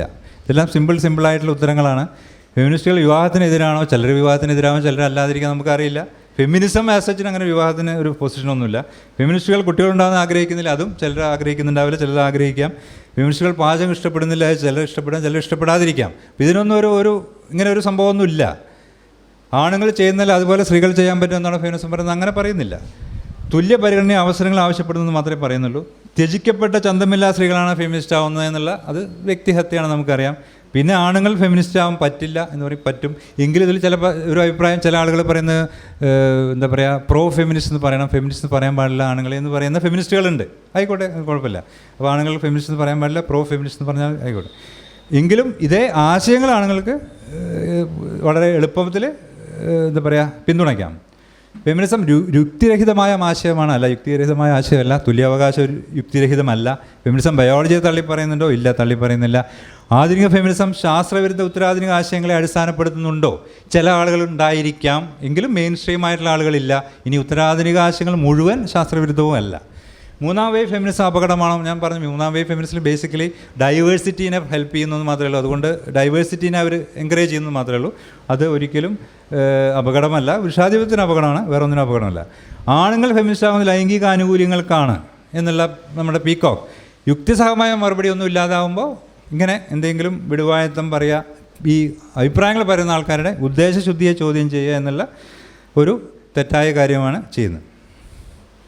ഇനി ഒരുപാട് പ്രശ്നങ്ങൾ വരുന്നത്, ഇപ്പോൾ എല്ലാ യുക്തിവാദികളും ഭൂരിഭാഗം പേരും പുരുഷന്മാരാണ്. അവർ കുടുംബത്തിൽ ഒരുപാട് പ്രശ്നങ്ങൾ നേരിടുന്നുണ്ട്. അവരെങ്ങനെ അത് ഹാൻഡിൽ ചെയ്യണം എന്നുള്ള ചോദ്യങ്ങൾ പലപ്പോഴും നമ്മുടെ മുന്നിൽ വരുന്നുണ്ട്.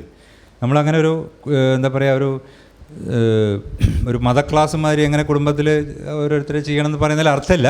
എങ്കിലും ഞാൻ പറഞ്ഞത് പുരുഷാധിപത്യത്തിൻ്റെ ചങ്ങലയിൽ നിന്ന് ആദ്യം സ്ത്രീക്ക് സ്വാതന്ത്ര്യം കിട്ടാൻ വേണ്ടിയിട്ട്, അല്ല സ്വാതന്ത്ര്യം കൊടുക്കുക എന്നുള്ളതല്ല, സ്ത്രീ സ്വയം സ്വാതന്ത്ര്യം ആവട്ടെ, പക്ഷെ അതിന് വേണ്ടിയിട്ടുള്ള എല്ലാ ഒരു എൻവിറോൺമെൻറ്റ് ഉണ്ടാക്കുകയാണ് ഒരു പുരുഷൻ്റെ ഏറ്റവും പ്രഥമമായ കടമ.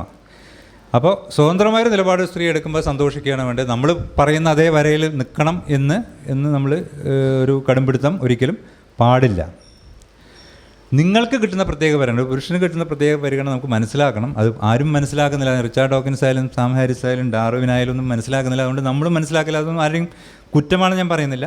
പക്ഷേ അത് മെല്ലെ മെല്ലെ നമുക്ക് അത് മനസ്സിലായി വരും എന്നാണ് ഞാൻ വിചാരിക്കുന്നത്. പങ്കാളിക്ക് സ്വന്തം അഭിപ്രായം തുറന്നു പറയാനുള്ള അവകാശമുണ്ടെന്ന് മനസ്സിലാക്കുക, ആ അഭിപ്രായത്തിനെ മാനിക്കുക.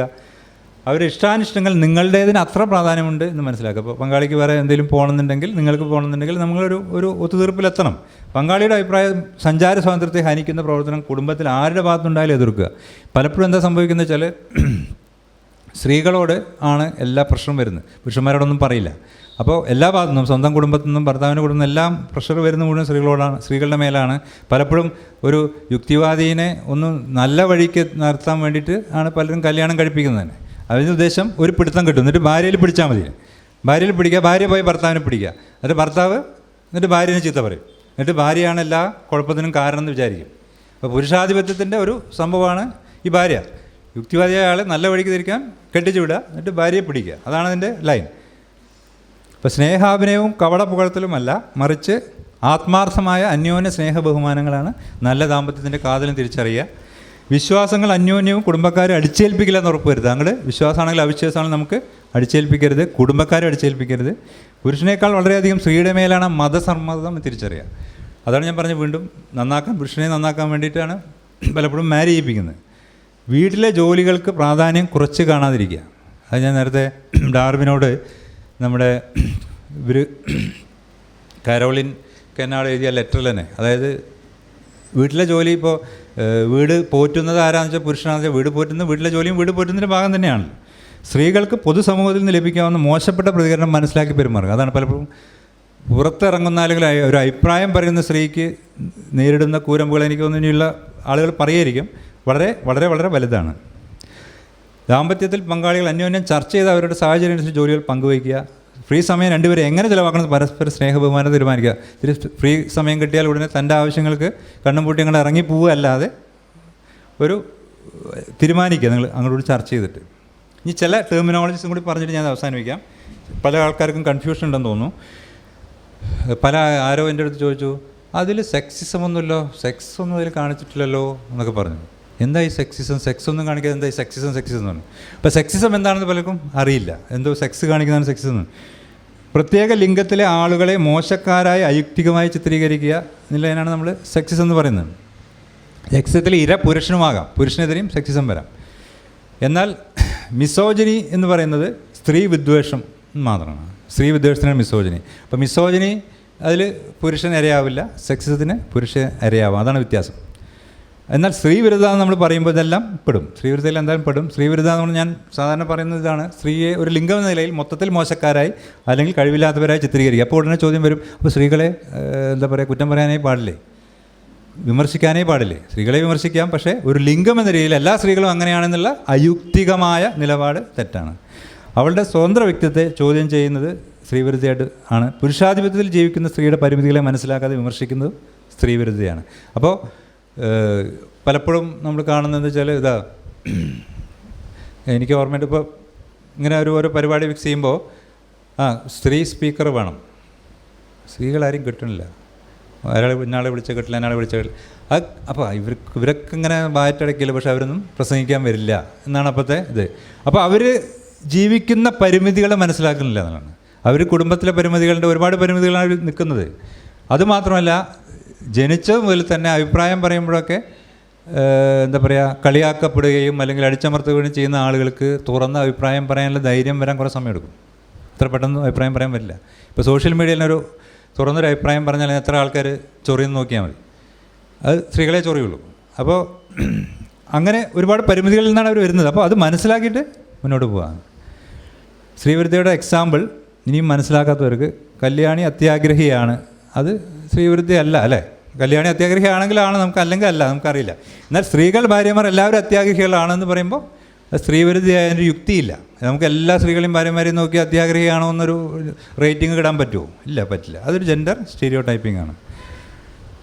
ഇത് നമ്മൾ കണ്ടതായിരിക്കാം. വോ യു സക്കറ്റ് മാത്സ്, ഒരു പെൺകുട്ടി കണക്ക് തെറ്റിച്ചു. വോ യു സക്കറ്റ് മാത്സ്, ശരി, നിനക്ക് കണക്കറിയില്ല. എന്നാൽ ഈ പെണ്ണുങ്ങൾക്ക് കണക്കറിയില്ല എന്ന് പറയുമ്പോൾ അത് സ്ത്രീവിരുദ്ധയായി. അവസാനിപ്പിക്കാം. സ്വതന്ത്രചിന്തയും ഫെമിനിസവും. സ്വതന്ത്രചിന്തകന് ഫെമിനിസ്റ്റ് ആകാതെ വേറെ വഴിയുണ്ടെന്ന് എനിക്ക് തോന്നുന്നില്ല, അല്ലെങ്കിൽ അത് സ്വതന്ത്രചിന്തകനല്ല എന്ന് പറയേണ്ടി വരും. ഫെമിനിസം യുക്തിവാദത്തെ ശക്തിപ്പെടുത്തുകയുള്ളൂ, അല്ലാതെ ഫെമിനിസം യുക്തിവാദത്തെ വിഴുങ്ങുന്നു എന്ന് പറഞ്ഞ് വളരെ സങ്കടം പറയുന്ന ആൾക്കാർ കേട്ടു. പക്ഷേ അത് യുക്തിവാദം കൂടുതൽ തടിക്കുകയുള്ളൂ അല്ലേ? തിരിച്ച് യുക്തിവാദം ഫെമിനിസ്റ്റിനെ വിഴുങ്ങിയിട്ട് യുക്തിവാദം തടിക്കുകയാണ് വേണ്ടത്. മതാത്മക ദർശനങ്ങളെ ഫെമിനിസ്റ്റുകളും വിമർശിക്കുന്നുണ്ട്, യുക്തിവാദികളും വിമർശിക്കുന്നുണ്ട്. അപ്പോൾ അതൊരു കോമൺ ഗ്രൗണ്ടാണ്. സ്ത്രീകൾക്ക് ചങ്ങലകളിൽ നിന്ന് മോചനം ലഭ്യമാക്കുന്നതാണ് ഫെമിനിസം. അതുവഴി തന്നെയാണ് അവർ യുക്തിവാദത്തിലേക്ക് പോകുന്നത്. അതിൻ്റെ ഒപ്പം തന്നെ ഈ മതനിരാസവും സ്വാതന്ത്ര്യതയും ഫെമിനിസത്തെയും ശക്തിപ്പെടുത്തുന്നുണ്ട്. യുക്തിവാദം ഫെമിനിസം അയുക്തിയ സിദ്ധാന്തങ്ങളിലേക്ക് നീങ്ങുന്നതിനെ തടയുന്നുണ്ട്. ഇപ്പോൾ നമ്മുടെ വന്ദന ശിവ പോലെയോ അങ്ങനെയുള്ള ചില ആളുകൾ ഫെമിനിസ്റ്റാണെന്ന് പറയുന്നത്, നമുക്കത് വളരെ സിമ്പിളായിട്ട് തന്നെ യുക്തിവാദം കൊണ്ട് അവരെ പൊളിച്ചു കിടക്കാം. അപ്പോൾ അയുക്തിക സിദ്ധാന്തം പറയുന്നവരും ഫെമിനിസ്റ്റാണെന്ന് പറയുമ്പോൾ അത് നിങ്ങളുടെ സിദ്ധാന്തം അയുക്തികമാണ് എന്ന് നമുക്ക് പറയാൻ സാധിക്കും. അപ്പോൾ പുരുഷാധിപത്യ ധാരണകളെ, മുൻവിധികളെ നമ്മുടെ മനസ്സിൽ നിന്ന് തൂത്തെറിഞ്ഞാൽ മാത്രമേ ശരിയായ സ്വതന്ത്രചിന്തയാവൂ എന്നാണ് എൻ്റെ വിശ്വാസം. ഇത് എൻ്റെ അഭിപ്രായങ്ങളാണ്. അഭിപ്രായങ്ങളൊന്നും ഇരമ്പു വിലക്കയല്ല. യുക്തിയോടുകൂടി, തെളിവോടുകൂടി ഞാൻ പറഞ്ഞതിലെല്ലാം എന്തെങ്കിലും തെറ്റുണ്ട് എന്ന് കാണിച്ചാൽ നമുക്ക് അത് തിരുത്താവുന്നതേ ഉള്ളൂ. നന്ദി, നമസ്കാരം.